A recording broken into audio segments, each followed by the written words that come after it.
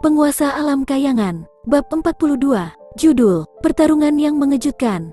Saat Gunawan dan Ning Bima masuk ke aula utama dan kebetulan bertemu dengan Kuririn Ye, dia melirik mereka dan berkata dengan tidak ramah, "Apa yang kalian berdua lakukan di sini? Tahukah kalian jamuan apa ini? Pergilah, Tetua Sikong yang mengizinkan kami datang," kata Ning Bima sambil menahan amarahnya. "Tetua Sikong, membolehkan kalian berdua?" Kuririn Ye berkata sambil tertawa terbahak-bahak. "Dia membiarkan kalian berdua datang untuk mempermalukan kami? Ini bukan perjamuan biasa. Dalam beberapa saat, murid dari berbagai sekolah akan bertempur. Kalian dua potong sampah bahkan tidak dianggap bagus. Apa yang bisa kalian berdua lakukan? Sekarang kalian sudah sampai di sini? Baiklah. Karena tetua telah mengizinkan kalian berdua untuk datang, masuklah ke dalam. Aku akan berterus terang. Jika kalian menyebabkan Institut Boyolali kita kehilangan muka, jangan salahkan senior ini karena terlalu kasar dengan hukumanmu." Dia mengikuti Siti Arum sepanjang sore. Meskipun Siti Arum selalu tersenyum dan berbicara dengan suara lembut, dia sama sekali tidak menatapnya tajam. Hal ini membuatnya menyimpan seluruh perut yang penuh dengan ketidaknyamanan. Ketika bertemu dengan Gunawan dan Ning Bima, kebetulan saja dia menemukan jalan keluar untuk kemarahannya. Bahkan jika Ning Bima memiliki temperamen yang lebih baik, tiba-tiba dilecehkan tanpa alasan yang jelas masih akan membangkitkan kemarahannya. Gunawan menarik lengannya dan berbicara dengan nada acuh tak acuh. "Ayo masuk." Saat mereka memasuki istana utama, mereka melihat Sikong Amarto melambai ke arah mereka dan menyuruh mereka duduk di tempat duduk yang sudah diatur sebelumnya. Kedua kursi mereka diletakkan di bagian paling belakang dan sangat tidak terlihat. Namun, meski tempat di mana mereka duduk tidak begitu mencolok, dengan sosok Ning Bima ditempatkan di sana, tidak mungkin tidak menarik perhatian. "Gunawan, Bima, jika ada duel terjadi nanti, aku ingin kalian berdua memperhatikannya. Akan lebih baik lagi jika kalian berdua bisa belajar dari pertarungan. Baru beberapa saat sejak kalian berdua bergabung dengan Departemen Tenaga Dalam, jadi tidak mungkin ada yang menantang kalian berdua. Tinggallah di belakang dan tonton dengan aman." Sikong Amarto mengingatkan. "Dipahami, Tetua Sikong." Ning Bima mengangguk, lalu duduk dengan patuh. Gunawan juga perlahan mengangguk. Dia melihat sekeliling dan memperhatikan bahwa sekitar 30 murid Departemen Tenaga Dalam hadir. Tidak mengherankan, setiap orang dari 30 harus menjadi murid elit Institut Boyolali. Dari 3.000 murid tersebut, hanya 30 yang datang. Masing-masing tanpa diragukan lagi, adalah yang terbaik dari yang terbaik. Segera setelah itu, Gunawan telah melihat Siti Arumu. Dia mengherankan duduk di tengah deretan murid pertama. Tempat duduknya tidak mengejutkan Gunawan. Seorang anak berusia 18 tahun di tingkat ke-8 ranah kelahiran cakra dan bahkan seorang gadis yang dianggap sebagai bakat terbaik bahkan di kalangan menengah atas. Sedangkan untuk Gunawan, dia juga menarik perhatian beberapa murid Departemen Tenaga Dalam tersebut. Semua orang yang bisa berpartisipasi dalam pertemuan ini adalah elit padepokan mereka dan persaingan di antara mereka akan sangat sengit. Mereka yang akrab dengan pertemuan semacam ini sangat terkejut dengan partisipasi Ning Bima. Karena kekuatan Ning Bima hanya berada pada tingkat ke-6 ranah fondasi, dia dianggap salah satu anggota yang lebih lemah di dalam Departemen Tenaga Dalam dan karenanya tidak memiliki kualifikasi untuk berada di sini. Dan Gunawan yang datang bersamanya benar-benar wajah asing. Apa kau murid baru di sini? Aku belum pernah melihatmu sebelumnya." Seorang gadis dengan pakaian merah menyala yang duduk di depan Gunawan berbalik dan bertanya saat matanya berkedip karena rasa ingin tahu. "Salam senior sister, namaku Gunawan. Aku baru saja bergabung dengan institut hari ini." Gunawan sedikit mengangguk saat wajahnya memancarkan senyum yang sangat memikat dan mematikan. Untuk sepersekian detik, si gadis merasa seolah kaget dengan arus listrik. Pipinya memerah sedikit dan dia dengan ringan berteriak, "Wow, sudah sampai di ranah kelahiran cakra di usia muda? Tak heran kau diizinkan menghadiri perjamuan ini pada hari pertamamu diterima. Dia kakak iparku, tentu saja dia akan luar biasa." Ning Bima dengan bangga mengumumkan. Dia tampak lebih senang saat orang lain memuji Gunawan dan bukan dirinya sendiri. "Ah, kakak ipar, kau sudah menikah?" tanya gadis berambut merah muda itu karena matanya menunjukkan kekecewaan yang jelas. Dengan susah payah, Gunawan berhasil menahan diri untuk mencekik Ning Bima dan membalas dengan ekspresi tenang. "Itu benar, suster senior yang begitu cantik, pasti juga sudah menikah kan?" Aku pasti tidak akan menikah sejak dini." "Ah, itu benar, namaku Centini, Departemen Tenaga Dalam kelas 1, 17 tahun. Jika kau memiliki masalah di masa depan, temui aku." Gadis itu berkata dengan nada terhormat. "Sebuah kehormatan untukku, suster senior." Mengetahui bahwa dia melakukan kesalahan, Ning Bima menundukkan kepalanya, menyusut dan tidak berani berbicara dengan Gunawan untuk waktu yang lama. Pada saat ini, pemimpin utama acara tersebut, Kepala Institut Boyolali yang baru ditunjuk, Rupadi, akhirnya tiba. Rupadi berusia sekitar 60 tahun. Wajahnya menunjukkan ekspresi tenang dan hikmat yang dalam bisa terlihat di matanya yang jernih. Dia memancarkan aura yang luar biasa. Rupadi awalnya adalah salah satu tetua Imperial Capital Institute. Dia ditugaskan khusus ke Institut Boyolali sebagai kepala institut dan kekuatan sejatinya sangat dalam dan tak terduga. Rupadi telah tiba di Institut Boyolali sebulan yang lalu, dan hari ini hanyalah hari resmi perjamuan yang baru saja ditunjuk. Dalam 1 bulan yang singkat ini, dia telah terpesona pada setiap tetua dan murid, dan menerima penghormatan mereka yang paling dalam. Setelah mengambil kursi kepala istana, semua perwakilan dari padepokan besar mengikutinya, seolah-olah mereka telah merencanakannya sebelumnya. Hahaha, Saroji dari padepokan tombak besi, membawa anaknya, Terumin, untuk mengucapkan selamat kepada Kepala Institut Rupadi atas pengangkatannya. Mengikuti suara tawa yang hangat dan jernih, seseorang bisa melihat seorang pria setengah baya dan 7 murid masuk. Itu adalah pemimpin keluarga dari padepokan tombak besi. Ning Bima berbisik ke telinga Gunawan. Orang yang mengikuti langsung di belakangnya adalah anak bungsunya, Terumin. Meski usianya masih muda, dia juga sangat berbakat. Menurut rumor tersebut, dia adalah kandidat teratas yang akan menjadi pemimpin keluarga masa depan padepokan tombak besi. Kepala Institut Rupadi, saya percaya bahwa Anda masih sehat sejak terakhir bertemu. Ketika saya menemuimu setengah bulan yang lalu, pengangkatan Kepala Institut Rupadi benar-benar membuat kesan yang mendalam pada saya. Hari ini saya terutama membawa anak laki-laki saya untuk datang. Ini adalah pemberian yang sedikit, untuk menunjukkan rasa hormat saya kepada Anda. Rupadi secara pribadi bangkit dari tempat duduknya dan menerima hadiah itu. Pemimpin keluarga padepokan tombak besi benar-benar sangat sopan. Anda secara pribadi datang untuk memberikan wajah orang tua ini, jadi seharusnya tidak perlu membawa hadiah apapun. Putra Anda yang terhormat sangat berbakat, dan cara dia melakukan pekerjaannya sendiri luar biasa. Di masa depan, dia pasti akan menjadi naga di antara pria, dan mungkin, dia bahkan mungkin jauh melampaui Anda, ayahnya. Hahaha. Ayo, silakan duduk. Bima, situasi ini nampaknya terlalu harmonis, aku tidak merasakan adanya persaingan sengit yang terjadi sama sekali. Kata Gunawan sambil mengusap dagunya. Ini, reputasi padepokan tombak besi selalu bagus.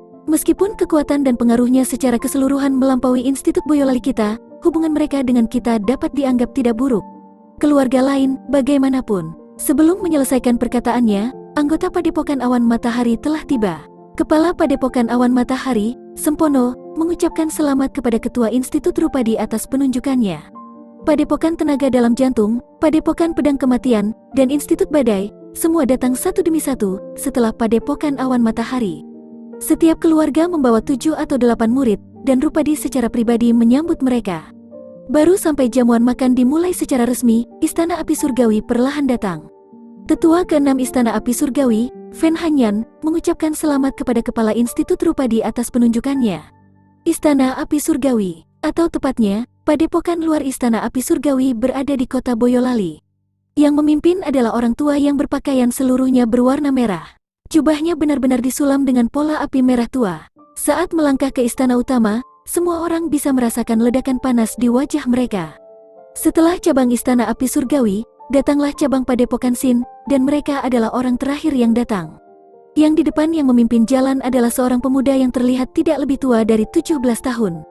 Di belakangnya, hanya seorang pria setengah baya yang berusia di atas 40-an, dan 6 murid tidak lebih dari 20 tahun. Junior Sin Luto dari Padepokan Sin, bertemu dengan Kepala Institut Rupadi. Saat memasuki istana utama, pemuda tersebut dengan tenang menuju Rupadi dan mengikuti etika junior dengan cara yang tenang dan halus. Itu tidak baik atau sombong. Namun sebagai junior yang telah datang untuk memberi hormat kepada pihak lawan yang merupakan kepala institut dari Imperial Family Institute, tidak merendahkan dirinya sendiri sudah merupakan jenis kesombongan. Dia Sin Luto. Ning Bima menarik napas dalam dan langsung berbisik di telinga Gunawan. Tidak terpikirkan dia akan datang ke sini. Hari pertama aku datang ke kota Boyolali, aku sudah pernah mendengar namanya beberapa kali. Dia juga 16 tahun, seumuran kakak ipar, tapi dia sudah menjadi tuan muda cabang Padepokan Sin. Tidak hanya itu, dia juga dikenal sebagai bintang nomor 1 generasi muda kota Boyolali. Nomor 1, Gunawan cepat melirik beberapa kali lagi pada Sin Luto. Memang, dia terlihat sangat muda, tapi ada kedewasaan yang menonjol dalam sikapnya, dan tempat di antara alisnya penuh dengan kehormatan dan kebanggaan. Mereka yang melihatnya dipenuhi perasaan aneh. Dari keheranan, kekaguman, kecemburuan iri, atau bahkan rasa rendah diri yang memalukan. Tepat, dalam hal bakat bawaan, dia tidak diragukan lagi, nomor 1. Dia baru berusia 16 tahun, tapi sudah mencapai tingkat ke-10 dari ranah kelahiran cakra. Aku pernah mendengar bahwa dia tidak jauh dari menerobos ke ranah cakra sejati. Kakak ipar, apa kau percaya itu? 16 tahun, tingkat ke-10 ranah kelahiran cakra. Wajah Gunawan penuh ekspresi. Dia tanpa sadar melihat Siti Arum dan menemukan bahwa lapisan dalam keseriusan menutupi wajahnya. Hehe, Sin Luto, orang tua ini telah mendengar tentang nama yang terkenal ini. Saya tidak berharap akan ada kesempatan untuk bertemu dengan nomor 1 generasi muda kota Boyolali. Ayahmu yang terhormat tidak datang hari ini? Tanya Rupadi sambil tertawa tanpa khawatir. Pujian ketua istana Qin terlalu banyak. Meskipun ayah sangat ingin datang secara pribadi untuk mengucapkan selamat kepada Kepala Institut Rupadi atas pengangkatannya, dia tidak sehat dan tidak dapat hadir hari ini. Karena ini, junior ini bertindak sebagai penggantinya. Tolong jangan tersinggung dengan ini. Wajah Sin Luto tersenyum saat dia berbicara dengan kata-kata hangat. Rupadi adalah salah satu pemimpin Institut Boyolali, jadi pada perjamuan pengangkatannya, masing-masing pemimpin padepokan harus tampil secara pribadi untuk menunjukkan rasa hormat yang sesuai. Jika tidak, maka setidaknya mereka harus mengirim kepala tetua.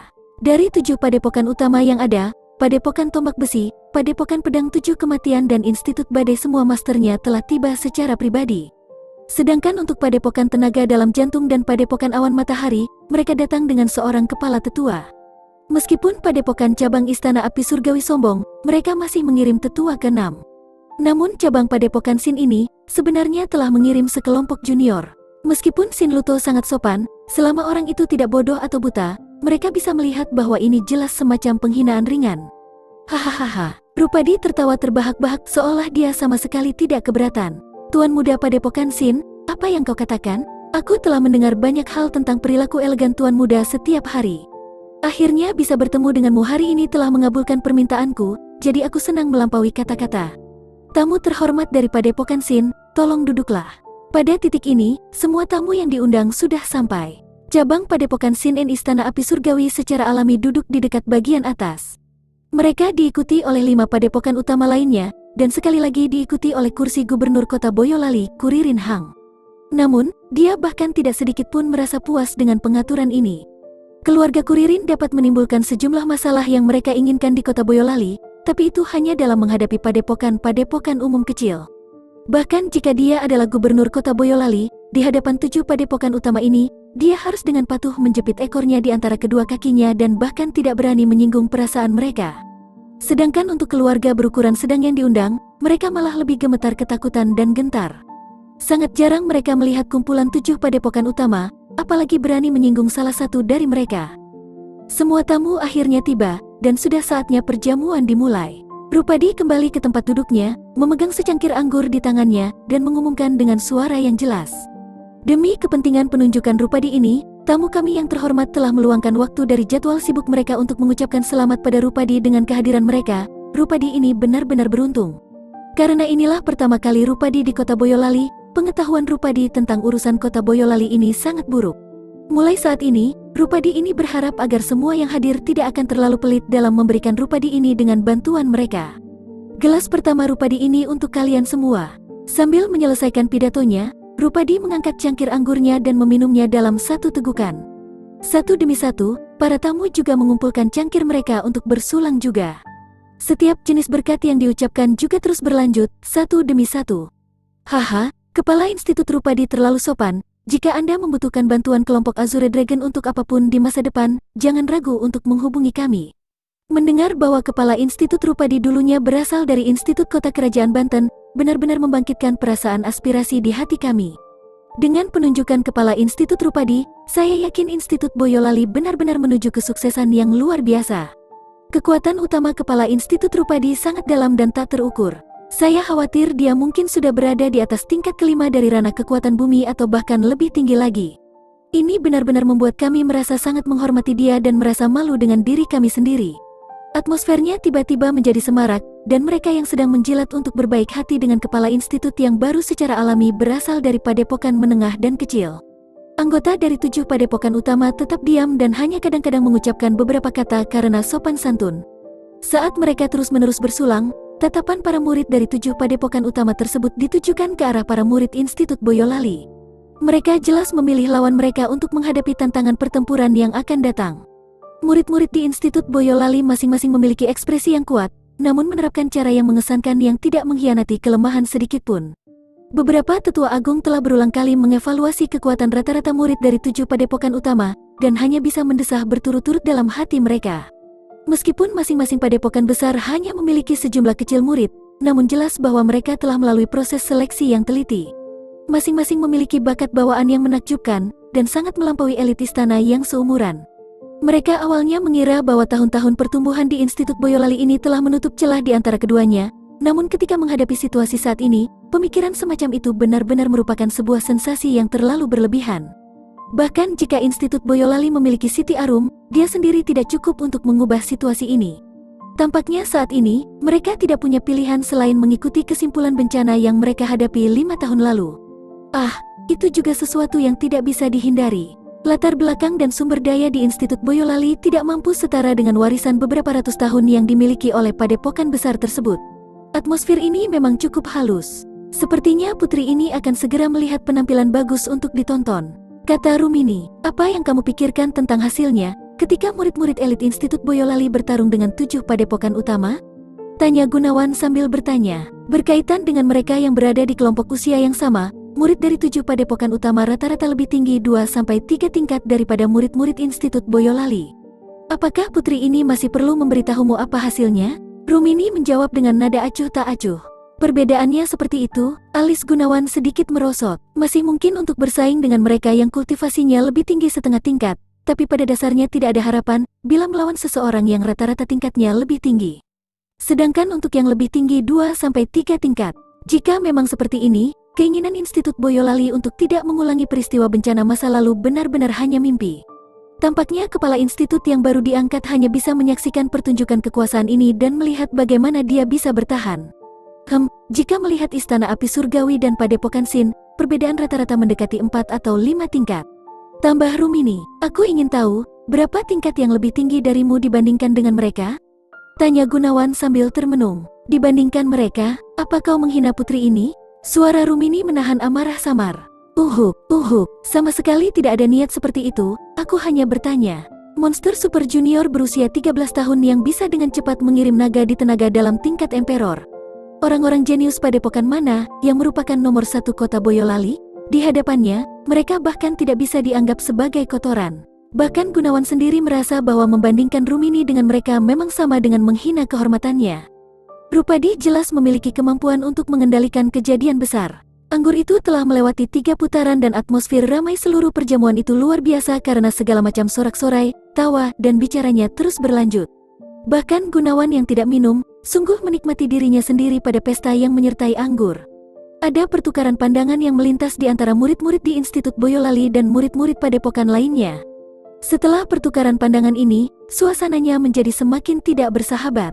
Bahkan percikan acak bisa terjadi kapan saja dan memicu reaksi eksplosif. Pada saat itu, kepala tetua padepokan tenaga dalam jantung, Jamudi berdiri, dengan cangkir anggurnya di tangan, dan dengan keras mengumumkan. Cawan ini adalah penghormatan orang tua ini kepada Kepala Institut Rupadi, atas nama keinginan hati yang tulus bahwa dia akan segera memimpin Institut Boyolali untuk mengirim getaran ke seluruh 4 samudera. Setelah selesai, Jumeno menghabiskan secangkir tehnya dengan satu tegukan, meletakkan cangkirnya, dan melanjutkan. Namun, perjamuan itu sampai sekarang, walaupun ada banyak yang terhormat, tamu yang hadir masih merasa seolah-olah tidak ada sesuatu. Itu hanya tidak cukup hidup karena Kepala Institut Rupadi baru saja diangkat. Dia seharusnya belum mengenal Institut Boyolali, dan kemungkinan besar ingin mengetahui kekuatan para murid istana saat ini. Sebenarnya, orang tua ini punya saran. Mengapa kita tidak membiarkan beberapa murid muda kita bertukar petunjuk antar usia yang sama? Bahkan mungkin bisa menghidupkan semuanya, memperdalam hubungan di antara mereka, dan Kepala Institut Rupadi akan bisa mengukur kekuatan para murid istana saat ini. Tidakkah seperti mendapatkan 3 burung dengan 1 batu? Tepat, saran tetua Jumadi itu luar biasa. Sungguh 3 burung besar dengan 1 batu. Ide yang bagus. Lalu apa yang kita tunggu? Mari kita mulai segera. Saya yakin Kepala Institut Rupadi tentu tidak akan menentang hal ini. Saat suara Jumeno hampir jatuh, tepuk tangan meriah dan sorak-sorai tak henti-hentinya datang, satu demi satu, dari sisi 7 padepokan. Sedangkan untuk para tetua agung di Institut Boyolali, mereka menghela napas dalam hati mereka. Apa yang akan datang, bagaimanapun pasti datang. Seorang kepala institut baru diangkat ke Institut Boyolali setiap 5 tahun sekali, dan setiap kali ini terjadi, 7 padepokan akan muncul untuk menunjukkan kekuatan mereka. 7 padepokan besar semuanya menanggapi sama seperti semua murid mereka berdiri sambil menggosok tangan mereka, sangat ingin berperang. Bahkan jika Rupadi ingin melawan, tidak mungkin dia bisa melakukannya. Namun, dia jelas-jelas tenang. Dia berdiri untuk tersenyum dan mengangguk. Saran tetua Jumadi tidak buruk. Lalu, bagaimana kita bisa bertukar petunjuk? Itu sederhana. Jumeno tertawa terbahak-bahak dan berkata, "Junior kami berbeda dari kami karena mereka berada pada tahap awal di mana usia seseorang menentukan langkah mereka menuju langit. Oleh karena itu, wajar bila menggunakan usia sebagai faktor dalam pertukaran petunjuk ini. Tentu saja, orang yang lebih muda mungkin akan menantang orang yang lebih tua.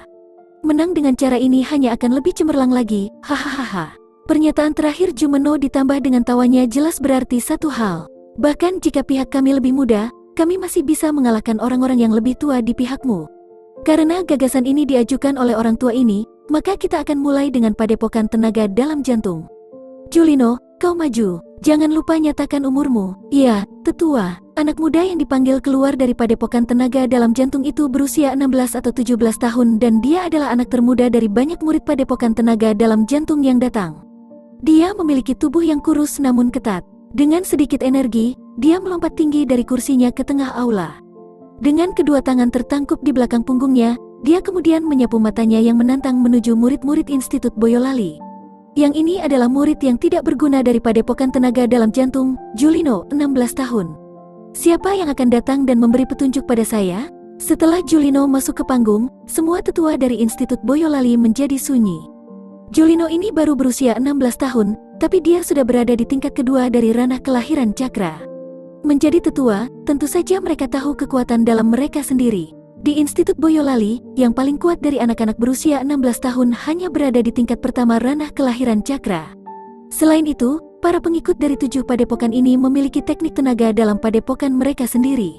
Sekalipun mereka sama, murid-murid Institut Boyolali pada dasarnya tidak memiliki kesempatan untuk menang sama sekali. Karena itu, tidak repot-repot menyebutkan lawan satu dengan tingkat lebih rendah. Yang lebih sulit diterima lagi, adalah bahwa Julino ini, di antara semua 7 murid padepokan di sini hari ini, hanya akan dianggap kelas menengah dan sama sekali bukan tingkat atas mereka. Julino berdiri di sana beberapa lama, tapi tidak ada tanggapan dari sisi Institut Boyolali sama sekali. Senyum di wajah Julino sudah berubah menjadi seringai. Orang-orang dari 7 padepokan juga memandang dengan hina. Jika situasinya terus berlanjut seperti ini, tidak akan ada pertukaran petunjuk, namun sebaliknya, Institut Boyolali akan kehilangan muka dengan penuh. Sikong Amarto melambaikan tangannya. "Caesar, kau majulah." "Ya, Caesar," yang dipanggil untuk bertindak, melompat dari tempat duduk murid untuk berdiri di depan Julino, dengan tegas berkata, "Institut Boyolali, kelas 1, Caesar, tolong beri petunjuk." "Hehe, tak perlu dikatakan, aku akan memberimu beberapa petunjuk."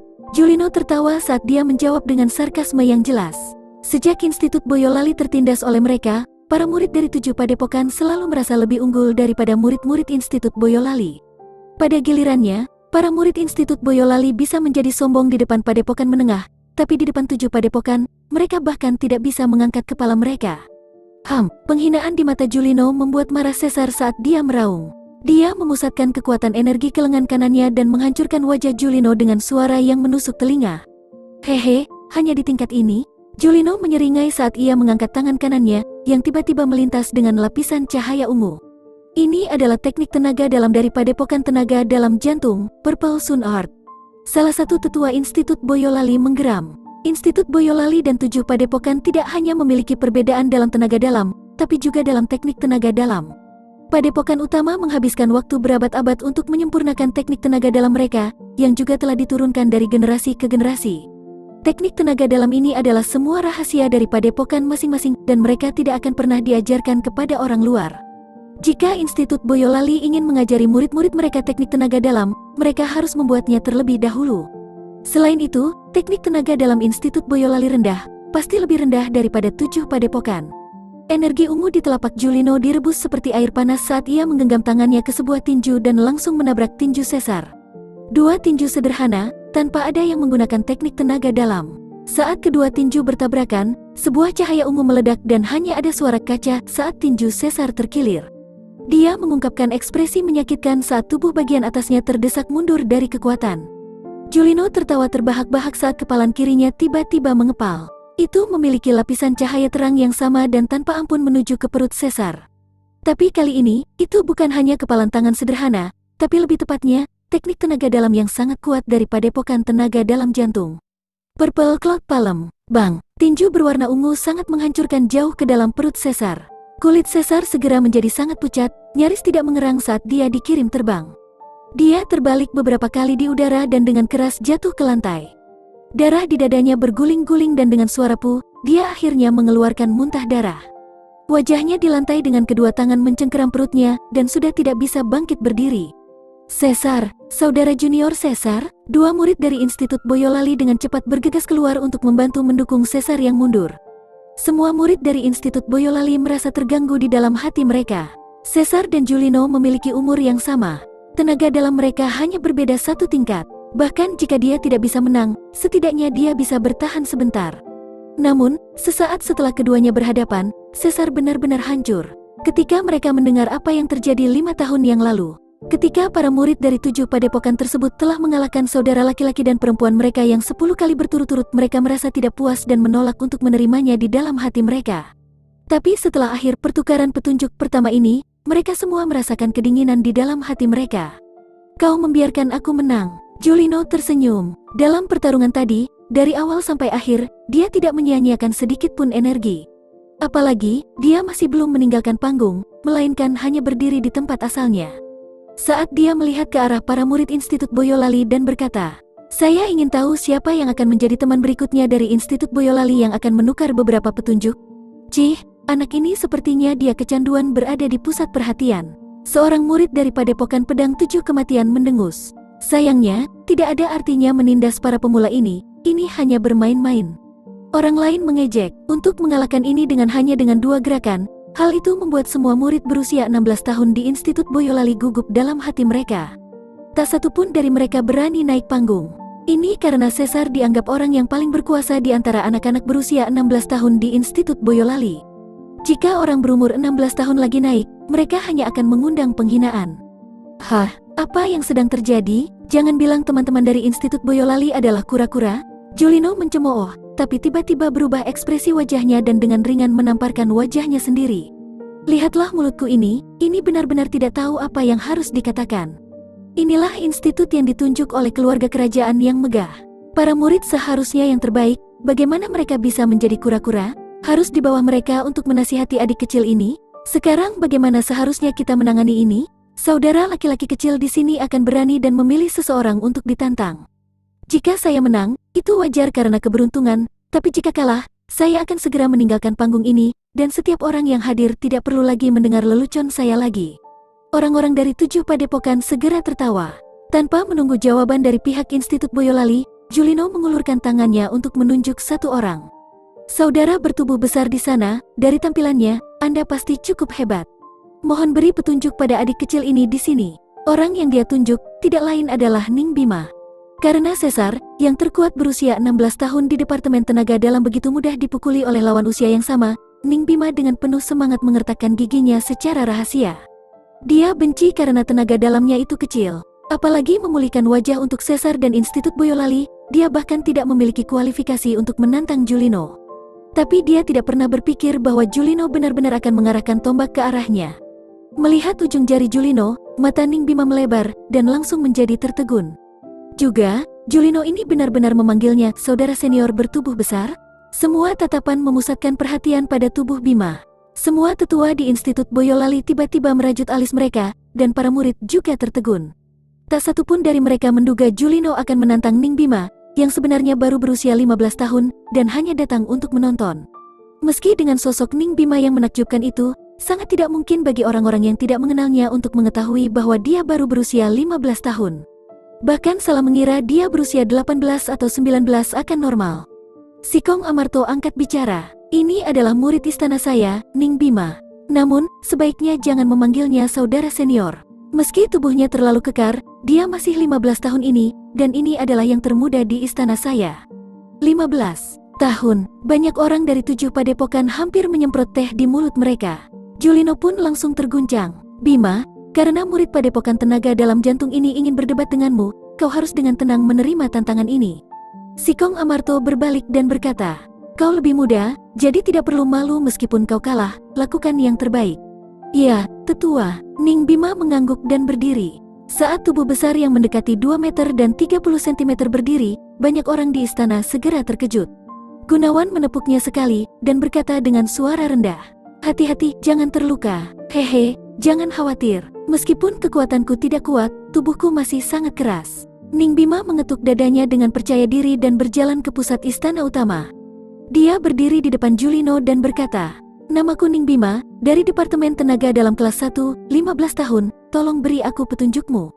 Julino dengan jelas ingin menantang seseorang yang lebih tua untuk pamer, tapi tidak menyangka, raksasa, yang dia kira berusia 18 tahun, sebenarnya baru berusia 15 tahun. Pertarungan 16 tahun melawan 15 tahun, tidak akan ada kemuliaan untuk dibicarakan bahkan jika dia menang. Saat dia dengan sewenang-wenang mengukur kekuatan lawan yang hebat, ujung mulutnya langsung berkedut sedikit.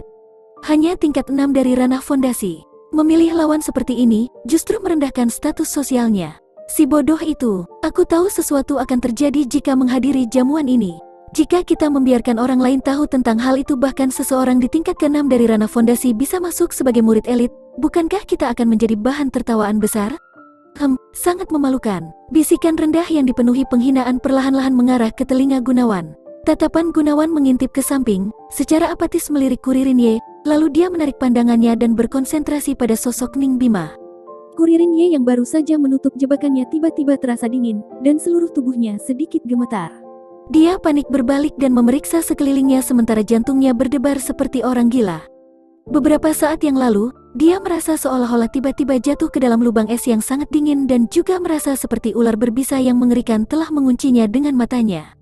Tapi entah di mana dia melihat, dia tidak dapat menemukan adanya kelainan di sekitarnya. Kilatan perasaan menakutkan itu juga mulai mereda. Kuririn Ye menyentuh keringat dingin di keningnya, yang telah terbentuk dan benar-benar mengira dia hanya bersikap paranoid. Cutting Mountain Splitting Boulders. Ning Bima menyerang lebih dulu. Dengan kedua tangan mengepal tinjunya, tubuhnya yang besar melonjak dan dengan keras jatuh ke bawah. Menambahkan tubuhnya bersamaan dengan tekanan tak terlihat, itu benar-benar memiliki semacam kemiripan dengan Cutting Mountain Splitting Boulders. Dia benar-benar memiliki wajah untuk memamerkan teknik tenaga dalam sampah seperti itu. Jika Julino membiarkannya menggunakan lebih dari 3 gerakan sebelum mengalahkannya, dia tidak akan pernah memiliki wajah untuk bertemu dengan orang di luar lagi. Bisik seorang murid senior dari Padepokan Tenaga Dalam Jantung. Ketika dihadapkan pada kekuatan serangan Ning Bima yang sangat besar, Julino tidak berusaha menghindar sama sekali, dan bahkan tidak memasang pose teknik tenaga dalam. Dia hanya mengangkat lengan kanannya secara horizontal sambil berdiri di tempat dan dengan jelas menghalangi serangan berat Ning Bima yang tampaknya sangat ganas.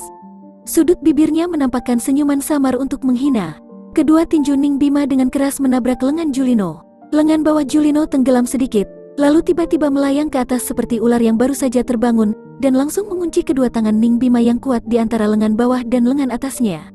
Kemudian, kekuatan energinya tiba-tiba berkobar. Kaca, wah, Bima, Gunawan langsung berdiri. Setelah jeritan Ning Bima, kedua lengannya terkilir dalam sekejap. Julino mengayunkan lengannya, dan benar-benar berhasil melempar tubuh Ning Bima yang beratnya lebih dari 175 kilo ke atas, selama lebih dari 1 meter.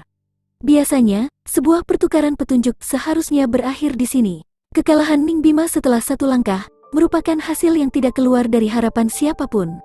Sebuah fondasi yang kuat, teknik tenaga dalam, dan teknik bela diri, membiarkan Julino mengalahkan seseorang yang hanya 1 tingkat lebih rendah dengan hanya 2 langkah. Belum lagi Ning Bima yang hanya berada di tingkat ke-6 ranah fondasi.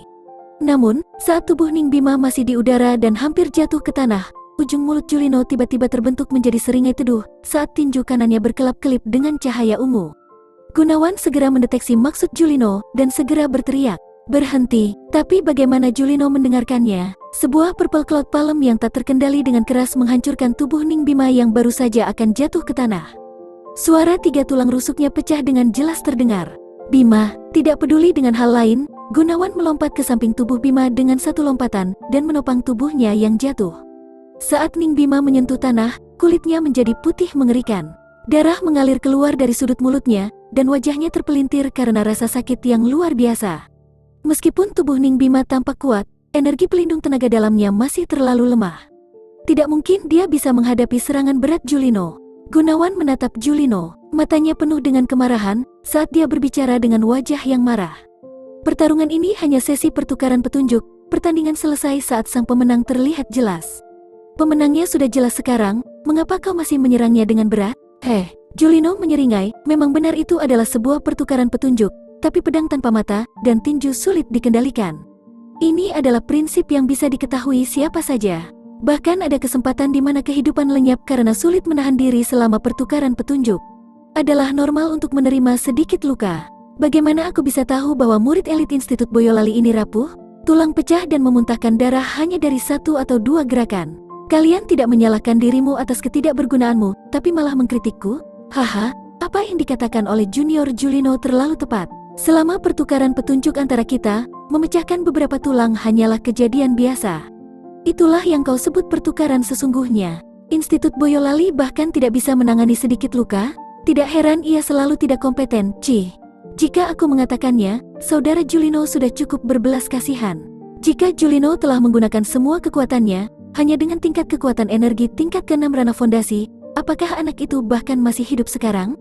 Suara ejekan menusuk telinga berasal dari 7 padepokan. Tetua Institut Boyolali hanya bisa menggelengkan kepala dan mendesah tak berdaya. Kemarahan Gunawan yang mendalam membuat dia mengungkapkan senyuman sebagai gantinya. Dia membawa Ning Bima ke sebelah Siti Arum yang paling dekat dengannya. Sister Arum, bolehkah aku merepotkanmu untuk merawat Bima? Baiklah. Siti Arum buru-buru berjalan, mengeluarkan pil putih mutiara dan memasukkannya ke mulut Ning Bima. Saat dia mengangkat kepalanya, dia menemukan bahwa Gunawan sudah berdiri dan berjalan menuju Julino. Pedang tanpa mata dan tinju sulit dikendalikan. Gunawan berdiri di depan Julino, dan wajahnya sudah menjadi tenang. Dia menatap orang yang berani melukai Ning Bima di depannya, dan berbicara dengan nada acuh tak acuh.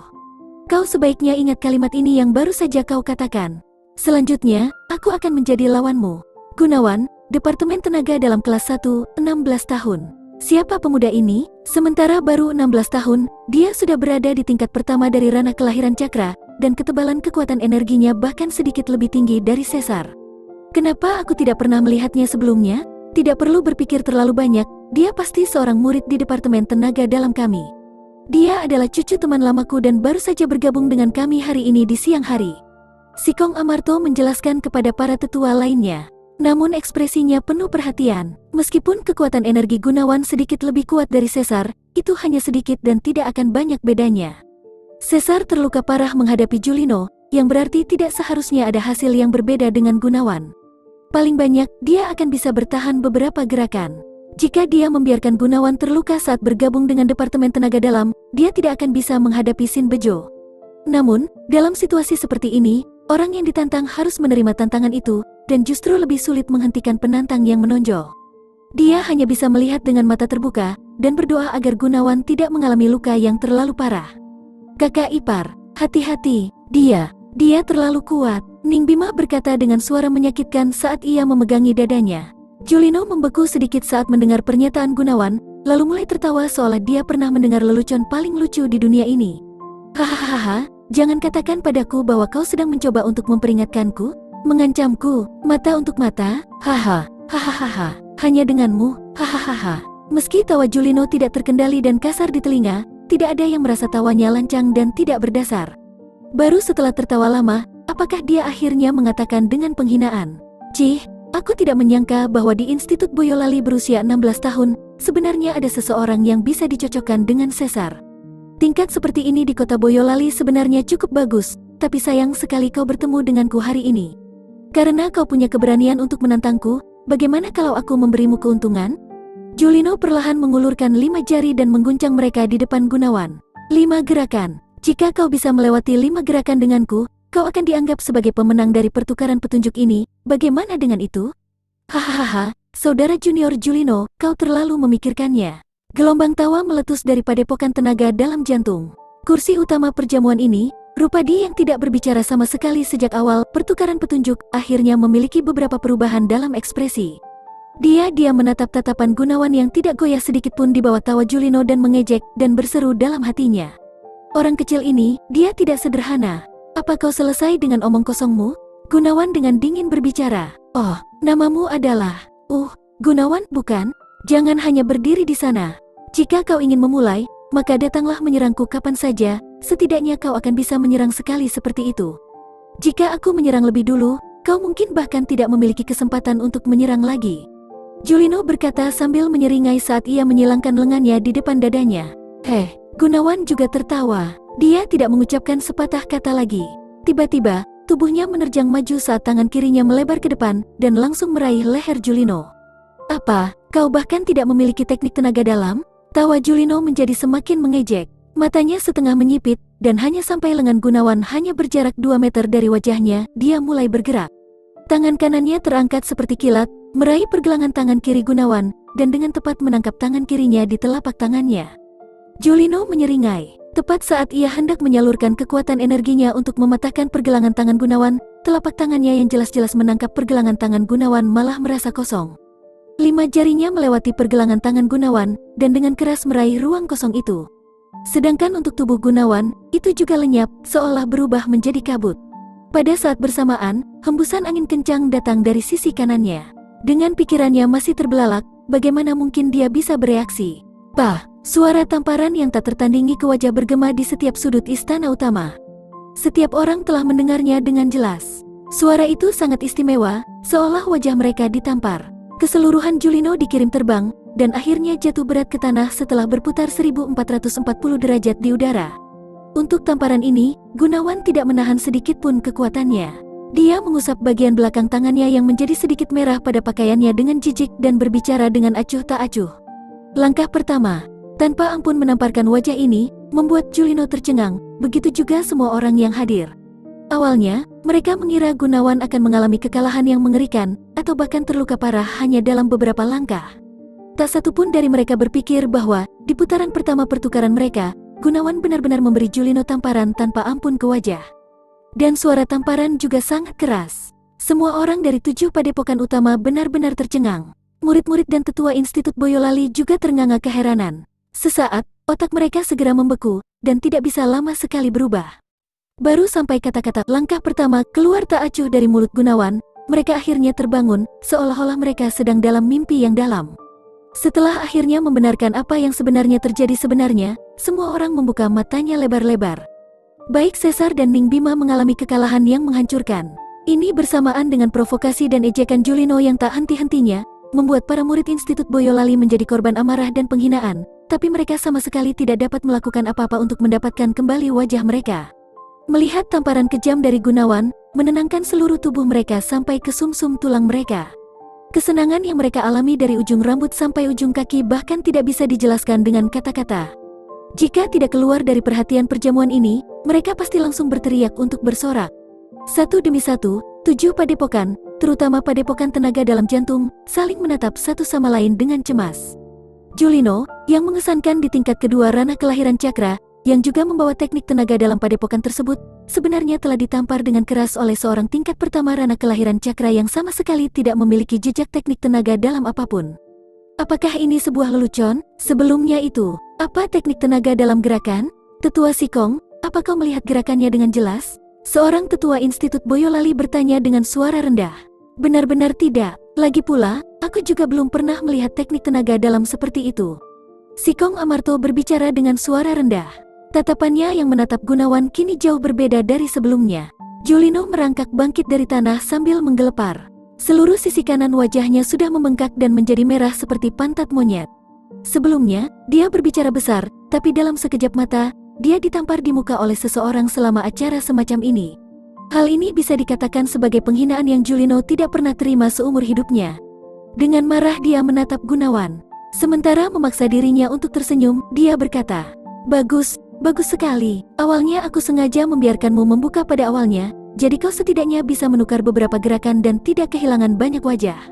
Tapi karena kau tidak tahu apa yang baik untukmu sama sekali, bersiaplah untuk menghadapi konsekuensi dari membuatku marah." Gunawan menggoyangkan tangan kanannya, secara apatis meliriknya, dan berkata dengan jijik, "Bodoh, kau meminta kematian?" Julino benar-benar marah. Dengan raungan rendah, dia mengangkat kedua tangannya, dan mengambil inisiatif untuk menyerang Gunawan. Pada saat bersamaan, cahaya ungu melintas di atas kedua telapak kiri dan kanannya. Kemudian, kedua tinju bersamaan diperpanjang dan dipukul ke arah Gunawan. Di bawah Purple Sun teknik tenaga dalam, kedua tangan Julino mengandung kekuatan minimal 500 kilo. Junior Gunawan, hati-hati, Siti Arum secara tidak sadar berteriak kaget. Karena dia duduk di barisan paling depan, cukup baginya untuk secara jelas merasakan betapa besarnya kekuatan yang terkonsentrasi ke tangan Julino saat ini.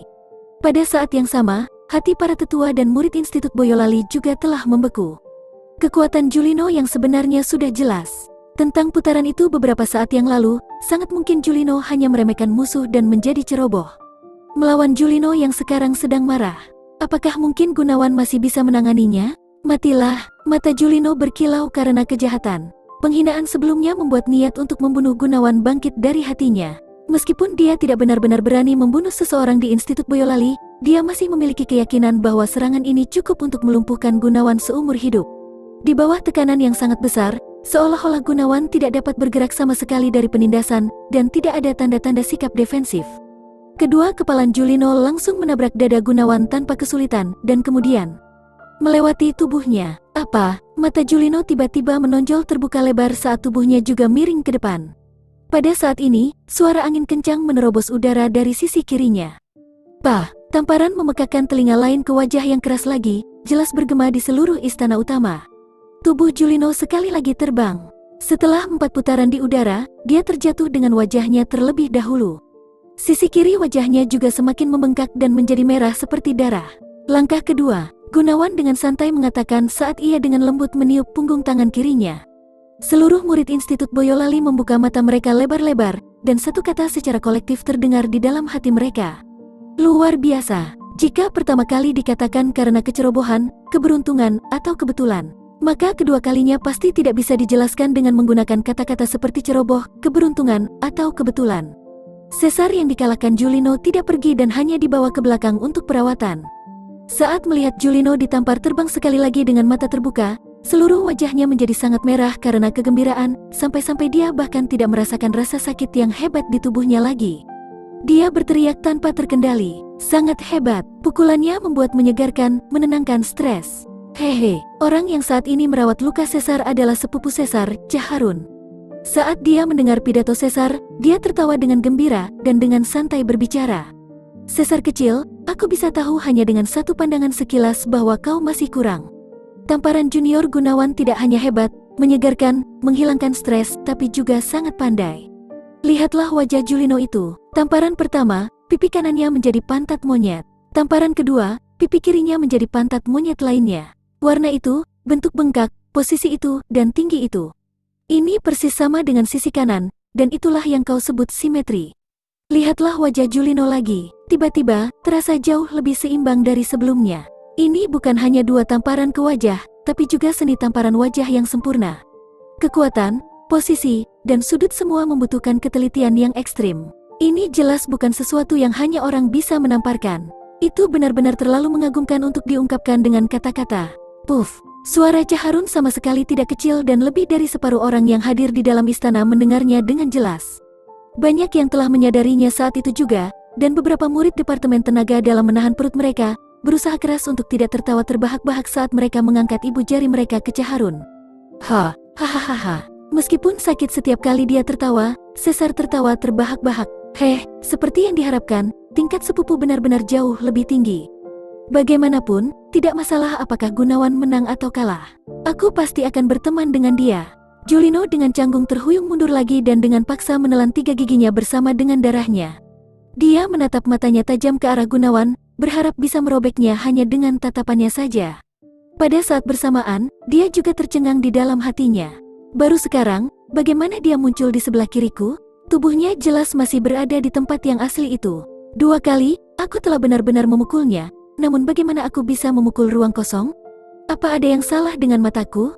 Atau apakah itu teknik tenaga dalam gerakan? Tapi bagaimana bisa teknik tenaga dalam gerakan semacam itu ada? Rumini telah memberitahu Gunawan sebelumnya. Jika langkah bayangan Dewa Bintang hanya dipelajari ke alam pertama, dia sudah bisa menahan diri melawan 2 lawan tingkat yang sama secara bersamaan. Ketika dipelajari ke alam ketiga, bahkan jika ia menghadapi lawan yang 5 tingkat lebih tinggi, ia masih bisa mundur tanpa cedera. Langkah bayangan Dewa Bintang memiliki 8 alam secara total. Rumini saat ini telah melatihnya ke alam ke-6 dan bisa menggunakan 6 bayangan yang sulit dibedakan secara nyata dari yang palsu. Gunawan saat ini menguasai alam pertama dan hanya bisa menggunakan 1 bayangan. Namun, meski itu hanya alam pertama, masih merupakan skill yang sangat penting yang datang dari Rumini.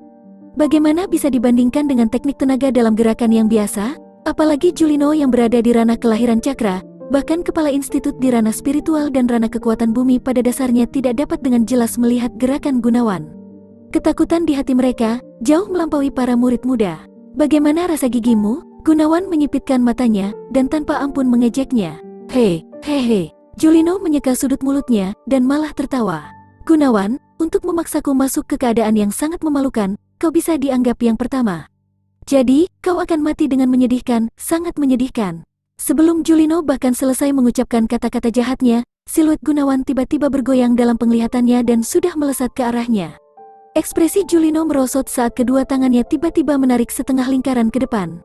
Kali ini ia telah mempelajari pelajarannya dan langsung menggunakan Purple Sun Art untuk menyelimuti ketiga arah depan, kiri dan kanan. Tidak peduli posisi mana di mana Gunawan tiba-tiba bergerak, jika dia menyentuh Purple Sun tenaga dalam energi, dia akan langsung menerima serangan balik yang kuat. Dia yakin dalam 1 langkah itu. Dengan hanya 1 langkah, dia akan bisa menumbuk Gunawan ke tanah, sampai-sampai bahkan tidak bisa merangkak naik kembali. Siluet Gunawan menghilang seperti sebelumnya saat ia berhubungan dengan Purple Sun tenaga dalam energi di depannya. Kulit Julino menjadi gelap dan langsung memusatkan konsentrasinya ke sisi kiri dan kanannya. Namun saat ini, hembusan angin kencang sebenarnya bertiup dari atas. Bang! Gunawan, yang ada di udara, tanpa ampun menendang mata kanan Julino. Tubuhnya berputar dan sekali lagi, mendarat dengan rahang terlebih dahulu jatuh ke tanah dengan gigi berdarah langsung keluar. Saat Gunawan mendarat di kakinya, dia hampir menginjak kepalanya. Saat penglihatannya melayang ke bawah, dia berbicara dengan lesu. Langkah ketiga, kau bajingan. Bang! Tepat saat Julino hendak merangkak naik, kaki Gunawan tiba-tiba terbang keluar dan menendang mata kiri Julino. Tubuhnya yang setengah terangkat dengan indah sekali melakukan putaran lagi, karena kedua matanya tiba-tiba menjadi seperti panda. Apakah gurumu tidak mengajarimu untuk tetap berkonsentrasi dalam situasi apapun? Langkah keempat, wah! Aku akan membunuhmu. Seluruh wajahnya merah dan bengkak. Kedua matanya menjadi hitam dan biru. Wajah Julino yang awalnya penuh semangat heroik, sekarang tidak menjadi seperti manusia atau setan. Itu menyedihkan untuk dilihat. Saat dia berdiri, wajahnya yang sudah mengerikan menjadi lebih menyeramkan lagi. Semua kekuatan energinya mengalir keluar, dan seolah-olah seluruh orang diambang kegilaan. Purple Sun Tosat Phantom Hands. Julino dengan serak menderu dan bergegas ke Gunawan. Di bawah Purple Sun Arts, kedua lengannya hampir menjadi ungu sepenuhnya. Ini adalah salah satu gerakan terkuat padepokan tenaga dalam jantung. Purple Sun Tosat Phantom Hands. Gunawan berhati-hatilah.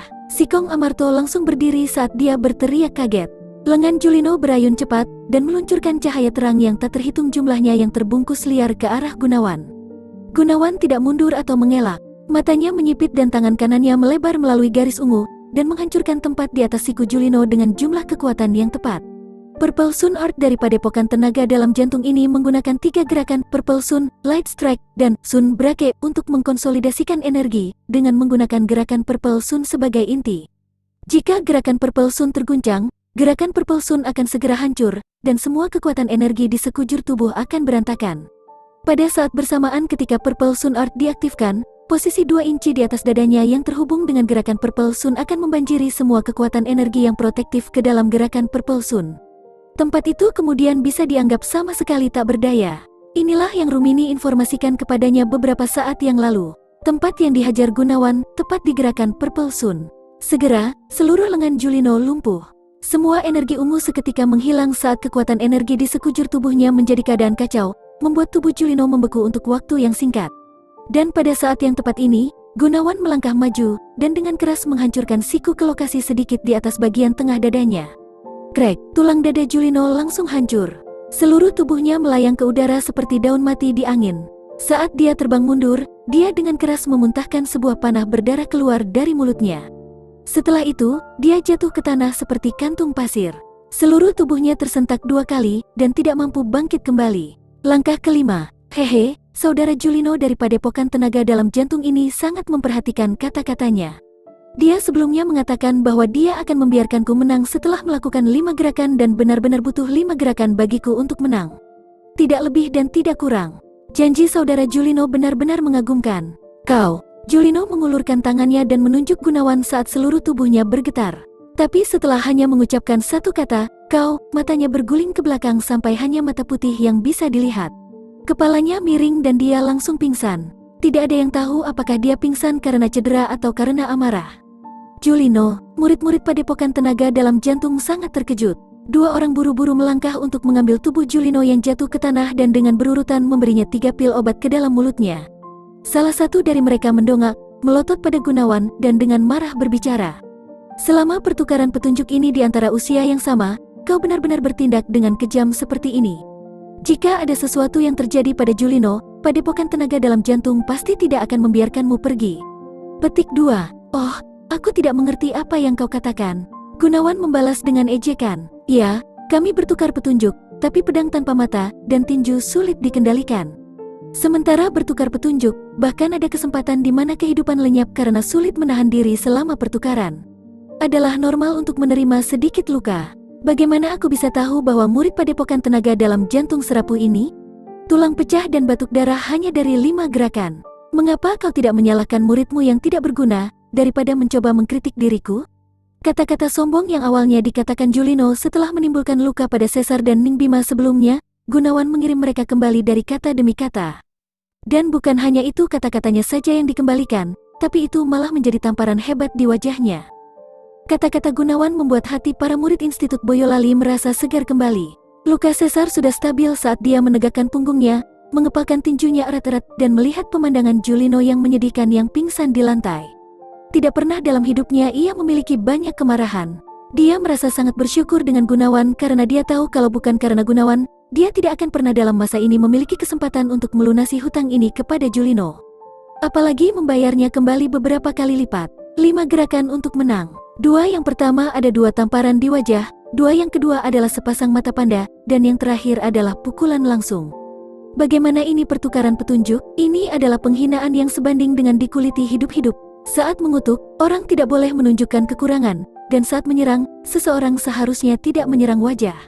Namun, Gunawan mengeluarkan semuanya di wajah Julino. Bukan karena Gunawan memiliki niat jahat. Hal itu disebabkan niat jahat Julino yang sangat melukai Ningbima, yang menggerakkan kemarahannya yang sebenarnya. Sebagai murid Padepokan Tenaga Dalam Jantung, bagaimana mereka bisa tetap tenang saat hati mereka dipenuhi kemarahan? Ketika mereka ditertawakan oleh murid Institut Boyolali, salah satu di antara mereka tiba-tiba berdiri dan berbicara sambil menghadap Rupadi. Kepala Institut Rupadi, hari ini adalah tanggal pengangkatan Anda dan kami Padepokan Tenaga Dalam Jantung datang ke sini dengan niat baik untuk mengucapkan selamat kepada Anda dengan tulus. Murid-murid kami bertukar petunjuk juga hanya untuk menghidupkan suasana, tapi bukan saja murid Anda bertindak dengan kejam, bahkan dia menghina murid-murid saya. Jika saya bertanya, apakah ini bagaimana Institut Boyolali menunjukkan keramahan? Hahaha. Rupadi bahkan tidak menjawab, namun Gunawan benar-benar mulai tertawa terbahak-bahak. Aku benar-benar tidak tahu seberapa tebal kulit di wajahmu, untuk benar-benar berani mengatakan hal seperti itu.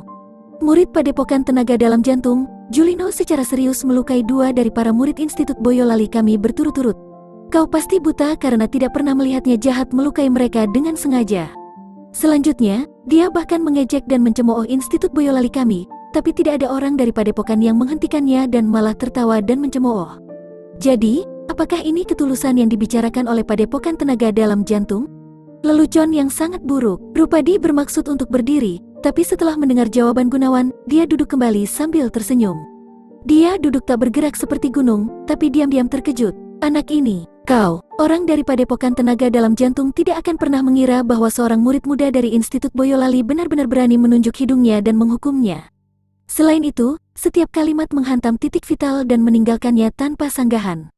Saat ini, aku baru saja melukai salah satu muridmu dan kalian pun mulai melompat untuk menanyai kepala istana kami. Dalam kasus itu, ketika Julino melukai murid-murid kami sebelumnya, kemana kau? Apa mata kalian semua buta? Atau apakah ini adalah gaya Padepokan Tenaga Dalam Jantung selama ini? Gunawan terus-menerus melanjutkan, dan tidak berhenti saat dia di depan. Untuk waktu yang lama sampai sekarang, para murid Institut Tenaga Dalam Boyolali selalu merasakan inferioritas saat berhadapan dengan 7 padepokan tersebut. Bahkan jika 7 padepokan secara terbuka atau diam-diam menekan mereka, mereka tidak memiliki pilihan selain bertahan. Karena mereka tidak mau menimbulkan konflik dengan salah satu dari 7 padepokan tersebut. Tidak menyebutkan para murid, bahkan para tetua pun tidak berani mencaci 7 padepokan dengan cara ini. Tapi Gunawan baru saja bergabung dengan Institut Boyolali dan baru berusia 16 tahun. Meskipun demikian, di hadapan kepala Padepokan Tenaga Dalam Jantung, dia menunjuk murid Padepokan Tenaga Dalam Jantung dan memarahi dia sampai seluruh tubuhnya gemetar. Orang-orang lain dari Padepokan Tenaga Dalam Jantung sangat marah. Kepuasan sejati. Orang-orang dari Padepokan Tenaga Dalam Jantung tampak tidak sedap dipandang seolah baru saja memakan setumpuk kotoran. Sementara hati murid-murid Institut Boyolali merasa puas sampai-sampai tubuh mereka hampir melayang. Institut Boyolali sangat masuk akal dalam masalah ini. Julino dengan jahat melukai orang-orang yang jelas terlihat oleh semua orang. Meski begitu, tidak termasuk Gunawan, tidak ada orang lain yang berani mencaci maki dan mengejek Padepokan Tenaga Dalam Jantung dengan cara ini. Tapi Gunawan berani. Dia telah meneriakkan apa yang tidak berani mereka teriakan dan dia telah mengutuk orang-orang yang tidak berani mereka kutuk.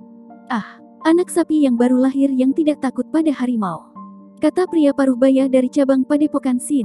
Cara memaksakannya tidak buruk dan kemampuan bawaannya cukup baik, karena Institut Boyolali menghasilkan seorang murid seperti ini agak langka. Sin Luto memegang secangkir anggur saat dia menyipitkan mata untuk menghargai riak-riak kecil di sana. Seolah-olah dia tidak peduli dengan apa yang baru saja terjadi di istana utama. Sayangnya, dia sedikit kurang ajar dan bodoh. Berani menyinggung Padepokan Tenaga Dalam Jantung dengan cara ini. Apa dia benar-benar percaya bahwa Institut Boyolali mampu melindunginya? Wajah para tetua Institut Boyolali berubah berfluktuasi. Gunawan mengalahkan Julino membiarkan Institut Boyolali melepaskan napas lega. Apa yang telah dia katakan setelah itu membuat mereka merasa lebih segar lagi, tapi ini telah mengejek Padepokan Tenaga Dalam Jantung. Padepokan Tenaga Dalam Jantung adalah satu dari 7 padepokan utama kota Boyolali dan bagi mereka, tersinggung oleh anak 16 tahun yang baru ini. Bahkan Institut Boyolali mungkin tidak dapat menjamin keamanannya.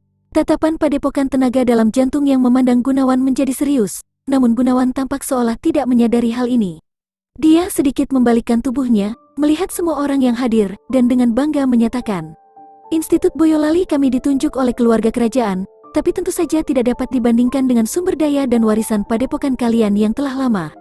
Namun, murid-murid Institut Boyolali tidak akan pernah menganggap diri mereka lebih rendah daripada orang lain dan pasti tidak akan merasa diintimidasi atau dipermalukan.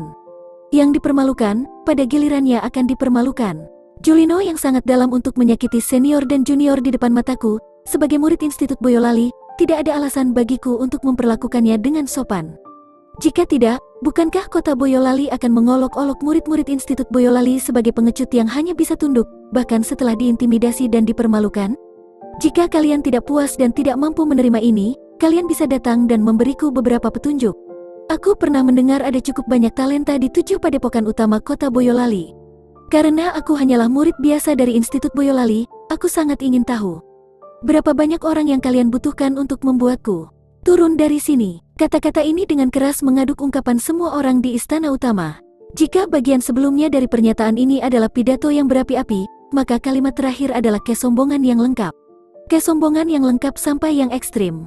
Karena makna tersembunyi dalam kata-kata ini, berarti bahwa murid biasa Institut Boyolali secara tak terduga menantang 7 padepokan utama. Dalam penghinaan, benar-benar bodoh. Kuririn Ye mendengus dari hidungnya, dan berkata sambil mencibir. Bahkan jika junior Gunawan sedang di pusat perhatian sekarang, ini terlalu sombong dan sembrono. Itulah yang dipikirkan oleh kebanyakan murid Institut Boyolali di dalam hati mereka. Terutama para murid yang telah lama berada di kota Boyolali. Mereka jelas tahu kekuatan yang menakjubkan yang dimiliki 7 padepokan utama. Meski Gunawan mengalahkan Julino, dia masih hanya di tingkat pertama ranah kelahiran cakra. Setiap bakat dari 7 padepokan utama dari kelompok usia yang sama benar-benar bisa menindasnya. Tidak hanya kata-katanya yang mengejek, tapi juga mempermalukan dirinya sendiri. Ini. Wajah Sikong Amarto penuh kegelisahan saat tubuhnya gemetar. Dia tidak bisa menahan diri untuk menghentikan Gunawan. Tapi dalam situasi seperti ini, pada dasarnya tidak mungkin dia mengatakan sesuatu untuk menghentikannya. Rupanya, memanggilnya bodoh masih kurang. Dia benar-benar orang tolol. Sin Luto meletakkan cangkir anggur saat dia tertawa jijik. Seorang remaja berusia 16 tahun memasuki tingkat pertama ranah kelahiran cakra memang dianggap bakat bawaan yang cukup bagus. Bahkan di 7 padepokan utama, ia akan diklasifikasikan sebagai tingkat atas. Namun, untuk bersandar pada fakta yang satu ini dan berani bersikap sombong ini, hal itu hampir sama dengan pertunjukan badut. Sementara pada usia 16 tahun, Shin Luto sudah menjadi nomor 1 di generasi muda di kota Boyolali, dan ini karena dia sudah berada di tingkat ke-10 dari ranah kelahiran cakra. Dia hampir mengungguli Gunawan dari seluruh alam. Mengingat tingkatnya, saat berhadapan dengan sikap dan kata-kata Gunawan saat ini, memang seperti seorang praktisi yang benar-benar kuat melihat badut kecil yang sombong. Hahaha, kau membunuhku. Kenyataan bahwa pecundang di tingkat pertama ranah kelahiran cakra yang beruntung mengalahkan Julino dari Padepokan Tenaga Dalam Jantung dengan teknik tenaga dalam gerakan, sebenarnya akan berani bersikap sombong. Dia benar-benar tidak bisa membedakan antara surga dan bumi. Lihat ayahmu datang mengajarimu pelajaran. Setelah suara ini penuh ejekan, seseorang melompat tinggi ke udara dan mendarat di depan Gunawan. Seorang anak muda secara provokatif menatapnya dengan jijik. Begitu dia muncul, beberapa orang dari Institut Boyolali segera meneriakkan namanya. Ini Marjo dari Padepokan Awan Matahari. Dikatakan bahwa bakat bawaannya masuk dalam 5 besar generasi muda Padepokan Awan Matahari. Baru berusia 16 tahun, dan sudah menjadi tingkat ketiga dari ranah kelahiran cakra yang bahkan telah menguasai sedikit Burning Sun Art. Marjo mengangkat telapak tangannya, dan setelah sebuah bunyi puff, dari telapak tangannya, sebuah nyala api berwarna merah naik setinggi setengah kaki. Marjo, Padepokan Awan Matahari, 16 tahun dan 7 bulan. Ingat nama paman ini karena paman ini akan mengajarkanmu bagaimana bersikap. Heh, benarkah? Dihadapkan dengan teknik tenaga dalam atribut api Marjo, Gunawan menyela dengan cemas. Aku khawatir pada akhirnya kaulah yang akan diajar bagaimana bersikap. Dia berpikir, bermain dengan api di depanku? Itu akan sekarat tanpa tahu bagaimana kau mati. Sepertinya kau hanya penuh kata-kata. Hei, gunakan teknik tenaga dalam gerakan yang sebelumnya, karena itu hanya akan membiarkanmu bertahan sebentar. Ayo, larilah seiring dengan nyala apiku dan biarkan semua orang ini melihat figur sekilasmu, hahaha. Rantai awan matahari, di tengah tawa liarnya, kedua tangan Marjo tiba-tiba menyerang. Dalam sepersekian detik, 2 gelombang energi panas dengan ketebalan lengan masing-masing terlepas dari telapak tangannya. 2 rantai menyala dengan ganas menyeberang beberapa meter untuk membungkus badan Gunawan. Rantai awan matahari. Dia benar-benar menggunakan teknik tenaga dalam Padepokan Awan Matahari. Marjo hanya berada di tingkat ketiga dari ranah kelahiran cakra, namun dia sudah bisa menggunakan teknik tenaga dalam atribut api yang sangat menakutkan. Itu tidak dapat dipercaya, Institut Boyolali, tetua kelas 2 berkata. Dengan tingkat rantai awan matahari ini, bahkan akan sulit bagi mereka yang berada di tingkat ke-6 ranah kelahiran cakra untuk melawan. Gunawan kali ini, aku berharap teknik tenaga dalam gerakannya bisa melindunginya dari cedera parah.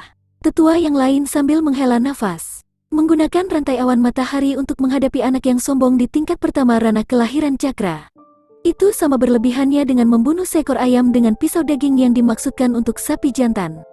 Seorang murid berusia 18 tahun dari Padepokan Awan Matahari berkata sambil meringkuk bibirnya. 2 cambuk dari rantai awan matahari menari-nari seperti naga api ganas saat mereka mengeluarkan suhu yang bisa membuat orang tercekik. Gunawan cepat terhindar dengan berjalan 3 langkah ke samping, tapi seolah-olah kedua rantai itu memiliki mata. Tiba-tiba mereka berubah arah dan meluncur menuju Gunawan dengan kecepatan yang lebih cepat. Sepertinya Gunawan tidak bisa mengelak lagi, karena dia benar-benar mengulurkan tangan dengan tangannya dan langsung meraih rantainya. Sialan, apa dia tidak menginginkan tangannya lagi? Cih, pastilah dia takut dan benar-benar kehilangan akal sehatnya. Dengan ini, kecuali jika Marjo membiarkannya pergi, meridian dalam tangannya akan terbakar, dan dia bisa dianggap lumpuh seumur hidup. Melihat tindakan Gunawan, Marjo tertawa terbahak-bahak. Untuk benar-benar berusaha meraih rantai awan matahari dengan tangan kananmu? Hahaha, semua orang dapat dengan jelas melihat bahwa inilah akibat dari dirimu sendiri dan ketika tanganmu lumpuh, itu sama sekali bukan salahku.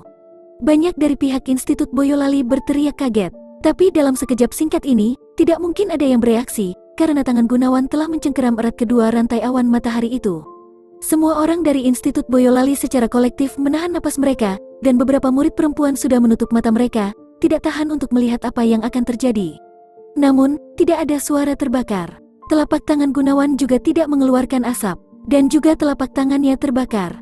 Seketika itu Gunawan menyita 2 rantai itu, rantai awan matahari seperti 2 mie yang bisa dilipat hanya dengan sedikit tarikan, dan langsung hancur di tangan Gunawan. Apa? Saat mereka melihat rantai awan matahari yang mengerikan tiba-tiba pecah begitu saja di tangan Gunawan, wajah semua orang memiliki ekspresi terkejut. Mata Marjo terbuka lebih lebar lagi, karena ia sama sekali tidak berani mempercayai matanya sendiri. Bagaimana? Bagaimana mungkin? Itu adalah salah satu gerakan terkuat padepokan awan matahari. Rantai api yang dikonsolidasikan dengan menggunakan kekuatan energi memiliki suhu yang bahkan melebihi nyala api. Dan juga memiliki sifat melahap yang kuat. Bagaimana itu bisa hancur hanya dari satu sentuhan tangan Gunawan? Seorang tetua Institut Boyolali mengatakan dengan bingung. Para tetua di padepokan awan matahari bahkan lebih terkejut sehingga mereka menjadi pucat dan kehilangan ketenangan. Kepala tetua, Sempono tiba-tiba berdiri, dan hampir percaya bahwa ada sesuatu yang salah dengan matanya sendiri. Murid di sisinya dengan cepat menyatakan, "Tetua, tidak perlu panik. Bagaimanapun, Junior Marjo berada di tingkat ketiga ranah kelahiran cakra. Masih agak terlalu sulit baginya untuk mengendalikan rantai awan matahari. Oleh karena itu, rantai itu mungkin hancur karena kekuatan yang tidak mencukupi."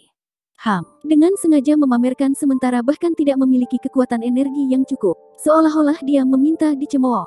Sempono dengan dingin mendengus. Situasi di depan matanya hanya bisa dijelaskan dengan cara ini. Tidak mungkin bagi dia untuk percaya bahwa Gunawan yang hanya berada di tingkat pertama ranah kelahiran cakra, bisa menghancurkan rantai awan matahari dengan tangannya yang telanjang dan selanjutnya, seluruh tangannya tetap tidak terluka. Gunawan bertepuk tangan, dan berbicara sambil tertawa terbahak-bahak. "Saudara Marjo benar-benar mengesankan saat melakukan sirkus. Dengan keahlianmu dari sebelumnya, hehehe, sungguh sia-sia untuk tidak tampil di jalanan."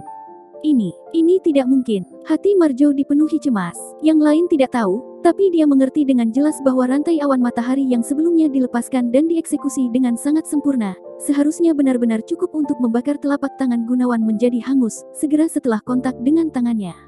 Seharusnya tidak ada alasan untuk hancur begitu tiba-tiba. Ejekan Gunawan mendorong Marjo agar marah. Dia berbicara dengan ekspresi mengancam. "Jangan terlalu senang. Tadi, aku hanya dengan santai memeriksa kekuatanmu. Aku akan membiarkanmu mengalami rantai awan matahari yang sesungguhnya dari padepokan awan matahari saat ini juga." Meski kata-kata tegas keluar dari mulutnya, kegagalan sebelumnya membuatnya kehilangan kepercayaan dirinya. Dia tidak lagi berani secara bersamaan menyalurkan dua rantai awan matahari di kedua tangannya. Tapi, api yang tebal dan kuat tiba-tiba berayun keluar dari telapak tangan kanannya ke arah Gunawan, seperti ular api yang menari. Kali ini, Gunawan bahkan tidak bergerak. Rantai awan matahari cepat mendekat, dan kemudian melilit tubuhnya dalam sekejap. Marjo langsung merasakan gelombang kegembiraan di hatinya. Tepat saat ia hendak meledakkan kekuatan energi api yang besar, tiba-tiba ia melihat rantai awan matahari yang terbungkus hancur menjadi beberapa pecahan seperti tali rami yang busuk, di bawah sentakan Gunawan yang sangat tak acuh. Setelah itu benar-benar padam. Gunawan sudah menjadi marah. Dia menepuk-nepuk pakaiannya yang tersentuh oleh rantai awan matahari dan dengan marah berbicara. "Kami datang ke sini untuk bertukar petunjuk, tapi sebenarnya kau menunjukkan kepadaku trik sirkus. Ini hanya membuang-buang waktu semua orang. Aku seharusnya segera menendangmu lebih cepat." Dengan teriakan rendah, Gunawan langsung muncul di sebelah kanan Marjo dengan langkah bayangan Dewa Bintang dan langsung menabrak wajahnya dengan kepalan tangan terkonsentrasi dengan kekuatan energi. Marjo yang rantainya telah hancur lagi tak berdaya terbengong kaget dan cemas. Karena pikirannya dalam keadaan panik, kecepatan reaksinya melambat setengahnya.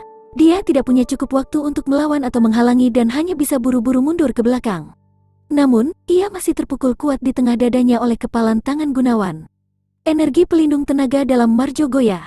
Meskipun tenaga dalam Gunawan adalah 2 tingkat di bawahnya, terpukul oleh serangan frontal yang berat tiba-tiba pasti tidak menyenangkan. Kemarahan dan rasa malu bercampur aduk dalam hatinya, dan dengan teriakan Scorching Fire Fist, kedua tinjunya terkonsentrasi dalam api saat dia meninju Gunawan. Gunawan sedikit memiringkan tubuhnya dan mengelak dari tangan Marjo yang terbakar dengan api. Dia kemudian tiba-tiba mengangkat tangan kanannya, dan menekan lengan kanan Marjo yang telah berayun keluar. Sudut mulutnya menarik kembali, dan samar membentuk senyuman dingin. "Ak!" Jeritan seekor babi yang sekarat terdengar di istana utama. Marjo yang baru saja mengayunkan tinju api panas berlutut di tanah di tengah keadaannya yang berdarah. Saat tangan kiri dan kanannya dikibaskan, nyala api di kedua tangannya sudah lenyap. Namun, sebenarnya ada gumpalan asap hitam yang naik di atas 5 jarinya dan bau hangus yang menyengat secara berangsur-angsur menyebar ke dalam istana. Sempono sangat terkejut. Dalam sekejap, dia berlari di depan Marjo. Seolah-olah mereka petir, kedua tangannya memegang sepasang tangan Marjo, dan dengan cepat mengarahkan energi api yang meresap ke dalam tangannya. Ekspresi penderitaan Marjo akhirnya sedikit berkurang, tapi kedua tangannya sudah kurang dari setengah dibakar. 5 jarinya terbentang lebar, dan dipelintir sedemikian rupa sehingga bisa menakut-nakuti seseorang. Asap hitam masih perlahan keluar dari daging yang terbakar di tangannya. untuk benar-benar membiarkan energi api kembali pada dirimu sendiri. Apakah kultivasimu selama beberapa tahun ini semua berubah menjadi kotoran anjing? Sempono menatap Marjo dan dengan marah berteriak dengan wajah yang marah, tanpa peduli di mana mereka berada pada kesempatan saat ini. Sebagai murid dengan bakat yang masuk dalam 5 besar generasi muda Padepokan Awan Matahari, tidak hanya rantai awan matahari hancur 2 kali, dia benar-benar menunjukkan kesalahan tingkat rendah dan menggelikan di depan semua orang. Dia telah hampir menghilangkan wajah Padepokan Awan Matahari. Teknik tenaga dalam atribut api dapat memungkinkan praktisi tenaga dalam untuk mengkonsolidasikan api dengan menggunakan kekuatan energi, namun sama sekali tidak berarti bahwa mereka sendiri kebal terhadap api. Misalnya, ketika Marjo menggunakan api ke tangannya tadi, ada juga lapisan kekuatan energi yang melindungi di antara tangannya dan nyala api. Kondisi memalukan yang ditunjukkan Marjo setelah menggunakan Scorching Flame Fist jelas tampak seolah-olah dia tidak mampu mengendalikan energi api dengan memadai. Energi api yang dikonsolidasikan oleh kekuatan energi tidak sepenuhnya dilepaskan di luar. Sebagian dari itu terbentuk menjadi nyala api di tangannya, dan bagian lain langsung meledak di telapak tangannya dan hangus sendiri. Tapi kesalahan seperti ini biasanya hanya akan terjadi dalam setengah tahun pertama mempraktikkan teknik tenaga dalam atribut api. Juga, kekuatan api ini lemah selama periode waktu ini, jadi kalaupun ada kesalahan, tidak akan merugikannya juga. Setelah beberapa lama, mengendalikan api dengan menggunakan kekuatan energi akan menjadi semudah mengendalikan tangan dan kaki seseorang. Kesalahan seperti lelucon seperti ini seharusnya pada dasarnya tidak terjadi. Tentu saja, tidak mungkin Sempono mengharapkan bahwa selama serangan kedua, Gunawan menyentuh lengan Marjo, dia telah mengarahkan api dari tangannya ke bagian telapak tangannya. Bahkan jika Gunawan secara terbuka menyatakan kebenaran saat ini, Sempono masih belum mempercayainya. Tetua, saya. Diam, tidakkah kau cukup kehilangan muka? Kenapa kau belum pergi untuk perawatan? Sempono berkata dengan nada marah. Marjo dengan patuh menutup mulutnya, dengan kedua tangannya yang terbakar, ia berjalan kembali dengan kepala tertunduk. Dia melirik Gunawan dan dengan keras mengepalkan giginya. Secara naluriah dia merasa bahwa pecahnya rantai awan matahari dan rebound api ada kaitannya dengan Gunawan. Karena tidak mungkin dia membuat kesalahan seperti ini sebaliknya. Tapi bahkan jika dia berasumsi bahwa itu ada kaitannya dengan Gunawan, dia tidak bisa menemukan alasannya.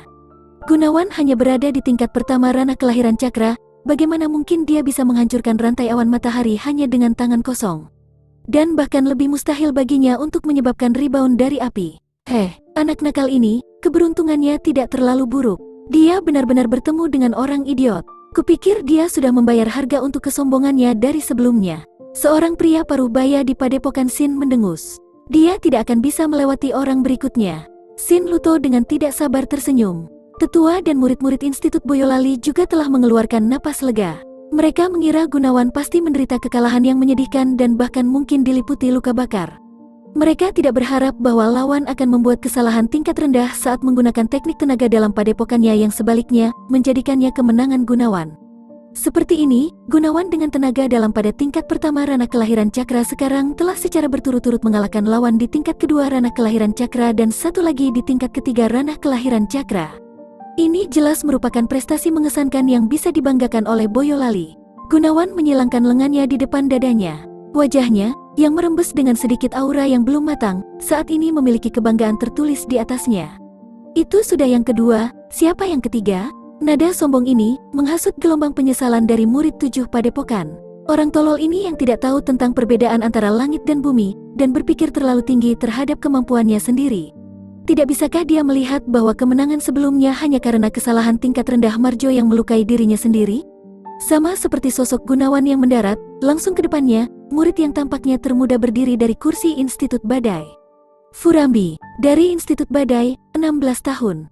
Tubuh pemuda ini tidak setinggi itu dan wajahnya tidak istimewa untuk dilihat.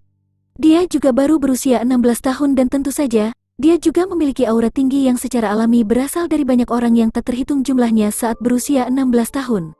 Dia menatap Gunawan dengan tatapan yang sangat menyebalkan, dan berkata dengan sikap acuh tak acuh. Awalnya aku tidak ingin mengganggumu karena kau bahkan tidak layak menjadi lawanku. Hanya saja aku tidak tahan lagi dengan kesombonganmu. Kau hanya menang dengan keberuntungan melawan tingkat kedua Julino, dan bahkan lebih beruntung menang melawan lelucon Padepokan Awan Matahari. Apa kau serius berpikir bahwa kau adalah seseorang yang penting sekarang? Sayangnya, di mataku, kau juga hanya lelucon. Bagus sekali, tendang dia pergi. Apakah dia benar-benar berpikir bahwa 7 padepokan kita tidak memiliki orang lain? Meskipun Furambi baru berusia 16 tahun, dia telah mencapai tingkat ketiga dari ranah kelahiran cakra beberapa bulan yang lalu. Desas-desus mengatakan bahwa dia akan menerobos ke tingkat keempat ranah kelahiran cakra. Bakat bawaannya pasti melampaui Marjo. Ini juga telah mengatakan bahwa indera persepsinya sangat tinggi, dan dia telah mempelajari teknik tenaga dalam padepokannya, Storm Piercing Art, sampai tahap ketiga, yang bahkan mengejutkan Grand Tetua yang telah menjalani pelatihan pintu tertutup selama bertahun-tahun. Aku akan menebak bahwa Gunawan yang arogan ini bahkan tidak bisa melewati 10 gerakan dengannya. 10 gerakan? Cih, kau terlalu memikirkannya.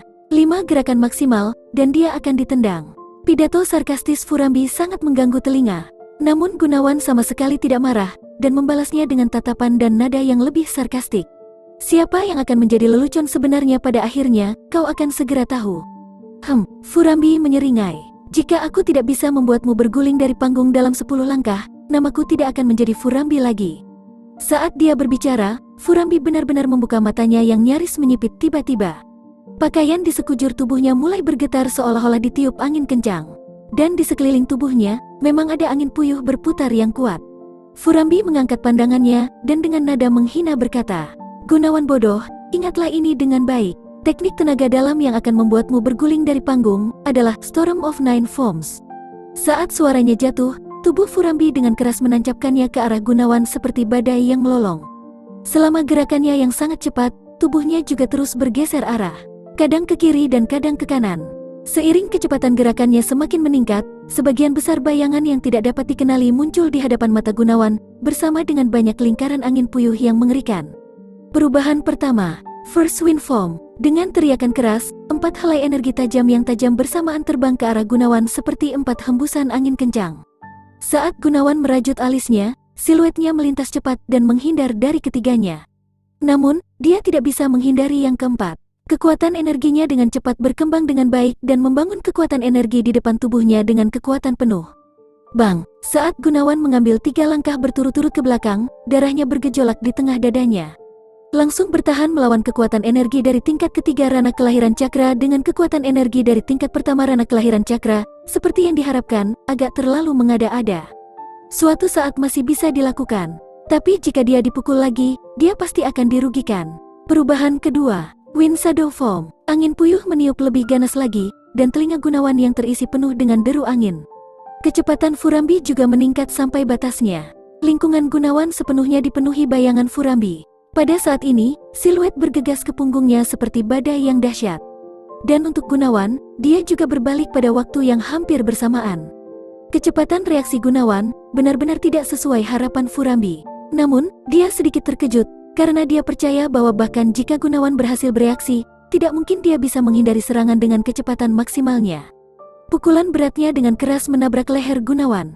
Namun, seketika saat Gunawan berbalik, kepalan tangan kanannya juga meledak dengan keras untuk memenuhi tinju Furambi dalam lintasan lurus. Apakah dia sudah gila untuk benar-benar melawan Furambi secara langsung? Jika dia mencoba melindungi dirinya sendiri dengan seluruh kekuatan energi, mungkin dia tidak akan mengalami cedera yang terlalu parah. Tapi Furambi berada di tingkat ketiga dari ranah kelahiran cakra. Dia hanya di tingkat pertama ranah kelahiran cakra, namun dia benar-benar berani untuk melawannya langsung. Dia benar-benar tidak tahu perbedaan antara langit dan bumi. Saat orang-orang dari istana melihat pemandangan ini, mereka semua tahu bahwa Gunawan telah berakhir. Jika tinjunya bertabrakan, pergelangan tangannya terkilir akan dianggap cedera ringan. Untuk itu bahkan mungkin langsung hancur. Tinju Furambi tidak hanya memiliki kekuatan yang 2 tingkat di atas Gunawan. Ini juga membawa teknik tenaga dalam dari Institut Badai yang kuat. Tapi, bagaimana mungkin Gunawan bisa bersikap sombong dalam tindakan dan ucapannya tanpa ada yang mendukungnya? Sesaat sebelum Furambi dan tinjunya bertabrakan, sebuah pancaran tiba-tiba melintas di matanya. Di dalam pusat cakranya, di antara gerbang yang selalu ditutup, yang pertama terbuka dengan diam. Dewa Elemen 7 Alam. Alam pertama, jiwa membara, buka. Pada saat gerbang pertama dibuka, Gunawan samar-samar mendengar suara teredam yang tenang dari pusat cakranya. Segera setelah itu, kekuatan energi tiba-tiba meningkat. Inflasi ini bukan hanya ekspansi murni, bahkan kepadatannya melonjak dramatis sampai tingkat yang menakjubkan. Volume dan kepadatan yang meroket pada saat yang bersamaan adalah keadaan yang benar-benar bertentangan dengan akal sehat. Namun pada saat ini, fakta bahwa keadaan ini terjadi di dalam pusat cakra Gunawan adalah kebenaran yang sempurna. Dan bersamaan dengan itu, adalah amukan penuh kekuatan energi Gunawan. Rumini pernah memberitahu Gunawan sebelumnya, kemampuan teknik Dewa Elemen, tepatnya, amukan. Kekuatan energi akan menjadi mengamuk. Kekuatan energi membanjiri semua 54 pusat meridian dan langsung ditanamkan ke setiap sudut tubuh Gunawan. Perasaan mengerikan bahwa pusat cakranya mungkin akan meledak datang kepadanya. Namun, itu hanya hampir meledak. Bukan apa-apa yang pusat cakra dan tubuhnya tidak bisa sepenuhnya bertahan. Rumini mengatakan bahwa saat ini dia hampir bisa mengaktifkan alam pertama jiwa membara, dan seperti yang diharapkan, itu agak tegang. Bang, tinju Furambi dan Gunawan saling bertabrakan dan mengeluarkan suara tumpul yang memekakkan telinga. Ini adalah pertarungan langsung kekuatan energi murni, tanpa tipuan apapun. Krek, suara tulang patah bergema. Semua orang mendengarnya dengan jelas, dan tidak ada yang terkejut. Selanjutnya, teriakan yang tak tertandingi dari penderitaan bergema. Namun jeritan ini, membuat semua orang menjadi tertegun seperti ayam kayu. Karena yang menjerit sedih sebenarnya bukan Gunawan, tapi Furambi. Keempat jarinya kecuali ibu jarinya hancur saat tabrakan dan bahkan pergelangan tangannya berderak kencang ke belakang. Namun, tinju Gunawan tidak berhenti di sini. Setelah menepis tinju Furambi, terus berlanjut sambil membawa kekuatan energi yang mengamuk dan dengan kasar menyerang ke dadanya. Energi pelindung tenaga dalam Furambi hancur dalam sekejap, seolah-olah setipis kaca. Dia merasa seolah dadanya terpukul oleh batu besar yang beratnya lebih dari 15 ton. Seluruh tubuhnya terbang mundur seperti daun yang jatuh terbungkus angin kencang yang kencang, saat punggungnya menabrak pilar pendukung di tengah istana utama. Setelah terpental beberapa meter dari tiang, dia berbaring di tanah dengan postur bengkok dengan mata yang menonjol terbuka lebar. Dia tidak mampu berdiri sampai cukup lama. Istana utama langsung menjadi benar-benar diam. Semua orang yang hadir membuka mulut mereka dengan lebar, karena mereka tidak berani mempercayai pemandangan di depan mata mereka. Dalam sebuah posisi yang sesuai dengan tenaga dalam yang murni, seorang tingkat pertama Rana Kelahiran Cakra telah tiba-tiba melampaui. Telah benar-benar menang melawan tingkat ketiga dari Rana Kelahiran Cakra. Jangankan murid-murid muda itu, bahkan para tetua yang telah mengalami banyak sekali pencobaan dan kesulitan selama hidup mereka yang lama, merasa sulit untuk percaya. Gunawan perlahan menurunkan lengannya, mengkonsentrasi jiwa dan menenangkan energinya. Dia menutup pintu gerbang yang dibuka sebentar. Seketika, rasa sakit yang membengkak tajam yang menutupi seluruh tubuhnya dan pusat cakra pun lenyap bersamaan dengan itu dan rasa lelah muncul. Dia maju beberapa langkah ke depan. Saat dia melihat Furambi yang tatapannya penuh kejutan, penghinaan dan kebingungan, dia dengan acuh tak acuh berbicara. Aku sombong, karena aku memiliki cukup kekuatan yang memungkinkanku untuk menjadi sombong. Namun, kau bertindak sombong di depanku, hanya meminta untuk dipermalukan. Seorang tingkat ketiga dari Rana Kelahiran Cakra, benar-benar kalah dengan menyedihkan dalam pertempuran tenaga dalam murni melawan tingkat pertama Rana Kelahiran Cakra. Heh, tahukah kau siapa lelucon sebenarnya sekarang? Kau. Furambi menggertakkan giginya, dan berjuang untuk berdiri. Tangan kanannya gemetar karena sangat kesakitan, dan wajahnya sangat putih. Dia tahu dengan jelas, bahwa dari pertukaran tadi, dia mengalami luka dalam yang tidak ringan sama sekali. Istana utama masih sangat sepi. Sebagian besar murid dari 7 padepokan tersebut benar-benar terperangah. Padepokan mereka sering bertukar petunjuk, jadi mereka tahu kekuatan apa yang dimiliki Furambi.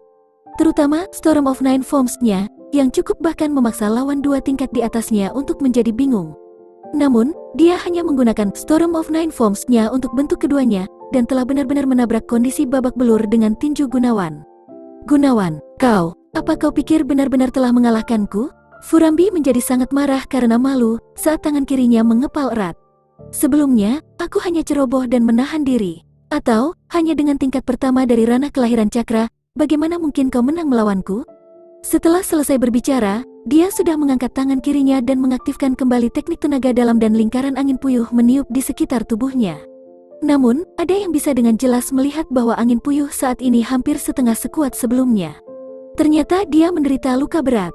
Cukup, Kepala Institut Badai mendengus dingin. Guanyi, kau sudah kalah. Cepatlah mundur. Tangan kiri Furambi semakin kencang, dan berkata sambil mengertakkan gigi. Kepala istana, murid ini belum kalah. Saya hanya ceroboh dan meremehkan lawan. Storm of Nine Form saya baru saja sampai pada bentuk kedua. Jika saya benar-benar menggunakannya, diam. Kepala Institut Badai telah menjadi sangat marah. Pertarungan tenaga dalam murni sebelumnya, kecuali jika ada yang buta, sudah jelas apa kau menahan diri atau tidak? Seorang tingkat ketiga dari Rana Kelahiran Cakra kalah melawan tingkat pertama dari Rana Kelahiran Cakra. Namun kau masih mencari alasan. Apa kau pikir belum cukup untuk membuat Institut Badai kami kehilangan wajah? Wajah Furambi tiba-tiba menjadi gelap. Dia melotot pada Gunawan dengan mata benci dan berjalan kembali sambil menunduk. Gunawan mengeluarkan pil penyembuh tingkat rendah, menelannya dan perlahan memulihkan kekuatan energinya. Dia kemudian berdiri di tengah istana utama lagi. Matanya melayang ke arah tempat duduk 7 padepokan itu saat dia berkata, itu sudah yang ketiga. Yang berikutnya, siapa yang akan melakukannya? Dia berdiri di sana seperti seorang raja sombong saat dia memancarkan harga diri seorang raja dan meneriakkan sebuah deklarasi raja. Siapa yang berikutnya? Ini bukan hanya tantangan sombong, tapi juga ejekan dan tamparan ke wajah. Karena dia, seorang murid yang baru saja bergabung dengan Institut Boyolali, sebenarnya telah secara berturut-turut mengalahkan 3 murid dari 7 padepokan mereka. Selain itu, ketiga murid ini bukan hanya murid biasa. Di generasi muda kota Boyolali, mereka terkenal dan semuanya dikenal sebagai jenius. Namun, hari ini, mereka jatuh di bawah tangan Gunawan ini. Tidak hanya itu, lawan mereka hanya berada di tingkat pertama ranah kelahiran cakra. Tatapan setiap orang yang menatap Gunawan semua berubah. Kemenangannya melawan Julino bisa jadi karena dia mengandalkan teknik tenaga dalam gerakan aneh dan menangkap lawan yang lengah. Kemenangannya melawan Marjo sepertinya karena kesalahan sang pemula yang memalukan. Namun, kemenangannya melawan Furambi, setiap orang telah menyaksikan dengan jelas bahwa itu adalah benturan kekuatan yang murni tanpa ada trik lain. Dan itu adalah kemenangan yang sempurna, tanpa sedikit pun kerusakan. Untuk mengalahkan tingkat ketiga dari ranah kelahiran cakra sampai tingkat itu, setidaknya akan memerlukan kekuatan tingkat kelima atau bahkan tingkat keenam ranah kelahiran cakra. Namun, tingkat pertama ranah kelahiran cakra benar-benar melepaskan tenaga dalam yang mengerikan. Gagasan macam apa ini? Satu-satunya penjelasan adalah bahwa dia selalu sengaja menahan diri untuk tidak menerobos dan mempertahankan tingkat tenaga dalamnya pada tingkat yang sangat rendah. Sehingga memungkinkan kekuatan energinya untuk menumbuhkan kultivasi secara tidak terbandingkan. Jika seperti ini, bahkan jika tingkatnya hanya berada pada tingkat pertama ranah kelahiran cakra, kekuatannya mungkin bisa sesuai dengan yang kelima atau bahkan tingkat keenam dari ranah kelahiran cakra. Inilah satu-satunya alasan yang bisa dipikirkan oleh siapa saja. Dengan kata lain, ini Gunawan. Pada usia 16 tahun, memiliki kekuatan sejati dari tingkat kelima ranah kelahiran cakra atau lebih tinggi. Saat mereka memikirkan hal ini, semua orang bergerak dengan keras. Ini adalah bakat dan potensi bawaan setan. Bakat bawaan seperti ini adalah yang terbaik bahkan dalam 7 padepokan utama. Mata Siti Arum penuh dengan keheranan karena dia tidak bisa menahan diri untuk tidak berseru. Saudara junior Ning, kakak iparmu sebenarnya sehebat ini. Apakah dia benar-benar sama denganmu yang berasal dari kota Klaten di timur? Meskipun bakat bawaannya sangat bagus, jika dia seusia dengan Gunawan, sangat tidak mungkin dia mencapai tingkat itu. Dibanding Siti Arum, Ning Bima terkejut sampai-sampai bahkan lupa rasa sakit akibat luka-lukanya. Dia tahu Gunawan dari pangkal akarnya. Saat melihat saat ini Gunawan memamerkan kekuatan seperti itu, kedua matanya yang besar hampir menonjol keluar dari tatapannya yang terlalu keras.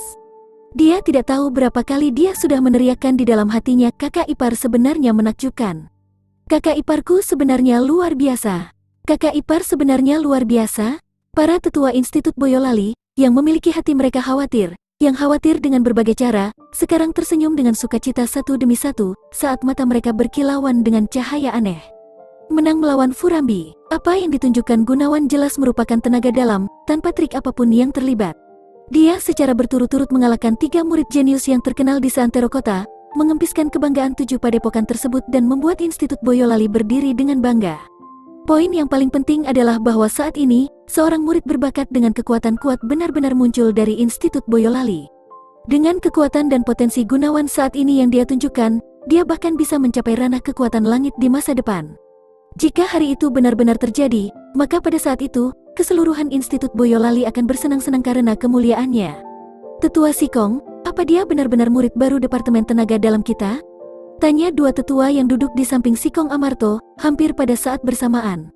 Meskipun Gunawan memiliki lencana Institut Boyolali dan bahkan memproklamirkan dirinya sebagai murid Institut Boyolali, bahkan sampai saat ini, mereka masih tidak berani percaya bahwa pemuda ini, yang memiliki bakat bawaan yang menakjubkan seperti itu akan benar-benar memasuki Institut Boyolali mereka. Sikong Amarto perlahan mengangguk. Dengan wajah yang tidak bisa menghentikan tawa yang akan datang, dia menggunakan jari-jarinya untuk memutar janggut di bawah dagunya saat dia dengan bangga berbicara. Baiklah, dia adalah cucu dari teman lamaku. Dia mendengar bahwa aku ada di sini, jadi dia datang ke sini untuk mencari perlindungan. Hehehe, iya. Kali ini, Tetua Sikong telah merekrut seorang jenius sejati. Kedua tetua tersebut berseru secara bersamaan. Bagian dalam hati para murid Institut Boyolali telah dipenuhi dengan gairah. Saat mereka melihat Gunawan mengalahkan 3 orang berturut-turut dan masih melanjutkan ejekannya yang angkuh, karena mereka yang selalu ditindas, diintimidasi, dan diejek oleh 7 padepokan, kegembiraan dan kepuasan yang mereka rasakan di dalam hati mereka tak terlukiskan. Nama Gunawan dan sosoknya saat ini juga sangat terukir di dalam hati mereka. Saudara junior yang baru saja bergabung dengan istana ini membiarkan mereka mengangkat kepala mereka di depan 7 padepokan untuk pertama kalinya. Saat dihadapkan pada tantangan Gunawan kali ini, tidak ada orang yang termasuk dalam salah satu dari 7 padepokan yang melompat keluar. Di antara para murid 7 padepokan yang ada saat ini, tidak termasuk Sin Luto yang sangat tidak normal, yang terkuat di kelompok usia 16 tahun akan berada di puncak tingkat ketiga ranah kelahiran Cakra, yang berada di sekitar tingkatan Furambi saat ini. Namun Furambi menghadapi kekalahan yang menghancurkan di bawah tangan Gunawan bahkan tidak lebih dari 3 gerakan. Akan sulit untuk mengharapkan hasil yang berbeda jika seseorang dengan kekuatan serupa naik. Dikalahkan oleh murid Institut Boyolali pada usia yang sama. Sebagai murid dari 7 padepokan, betapa ekstrimnya penghinaan ini? Jika kata keluar, tidak diketahui berapa banyak orang yang akan mengejek mereka karenanya. Tidak ada yang mau menyentuh masalah seperti ini. Sedangkan untuk mereka yang lebih tua, mereka bahkan lebih tidak mau naik ke atas panggung. Menang akan dianggap mengambil keuntungan dari yang lemah. Bukan hanya itu tidak akan mulia, mereka malah akan diejek oleh orang lain. Kekalahan, sekarang itu hanya akan sangat jelek. Sedangkan untuk Sin Luto, meski usianya 16 tahun, semua orang tanpa sadar tidak menganggapnya penting. Sebagai tuan muda cabang Padepokan Sin, dia telah memasuki tingkat ke-10 ranah kelahiran Cakra pada usia belasan tahun. Terkenal karena menjadi nomor 1 generasi muda di kota Boyolali seluas 250 km persegi ini, ia tak tertandingi. Meskipun kekuatan dan bakat yang ditunjukkan Gunawan sangat menakjubkan, tidak ada yang akan membandingkannya dengan Sin Luto, karena itu hanya akan menjadi penghinaan terhadap Sin Luto. Sin Luto dengan tenang duduk di tempat saat jari-jari rampingnya yang panjang dilacak dengan lembut di pinggir cangkir anggurnya. Sudut mulutnya memiliki sedikit senyum tak acuh, seolah-olah dia sama sekali tidak tertarik dengan kejadian yang sekarang sedang berlangsung di dalam aula istana.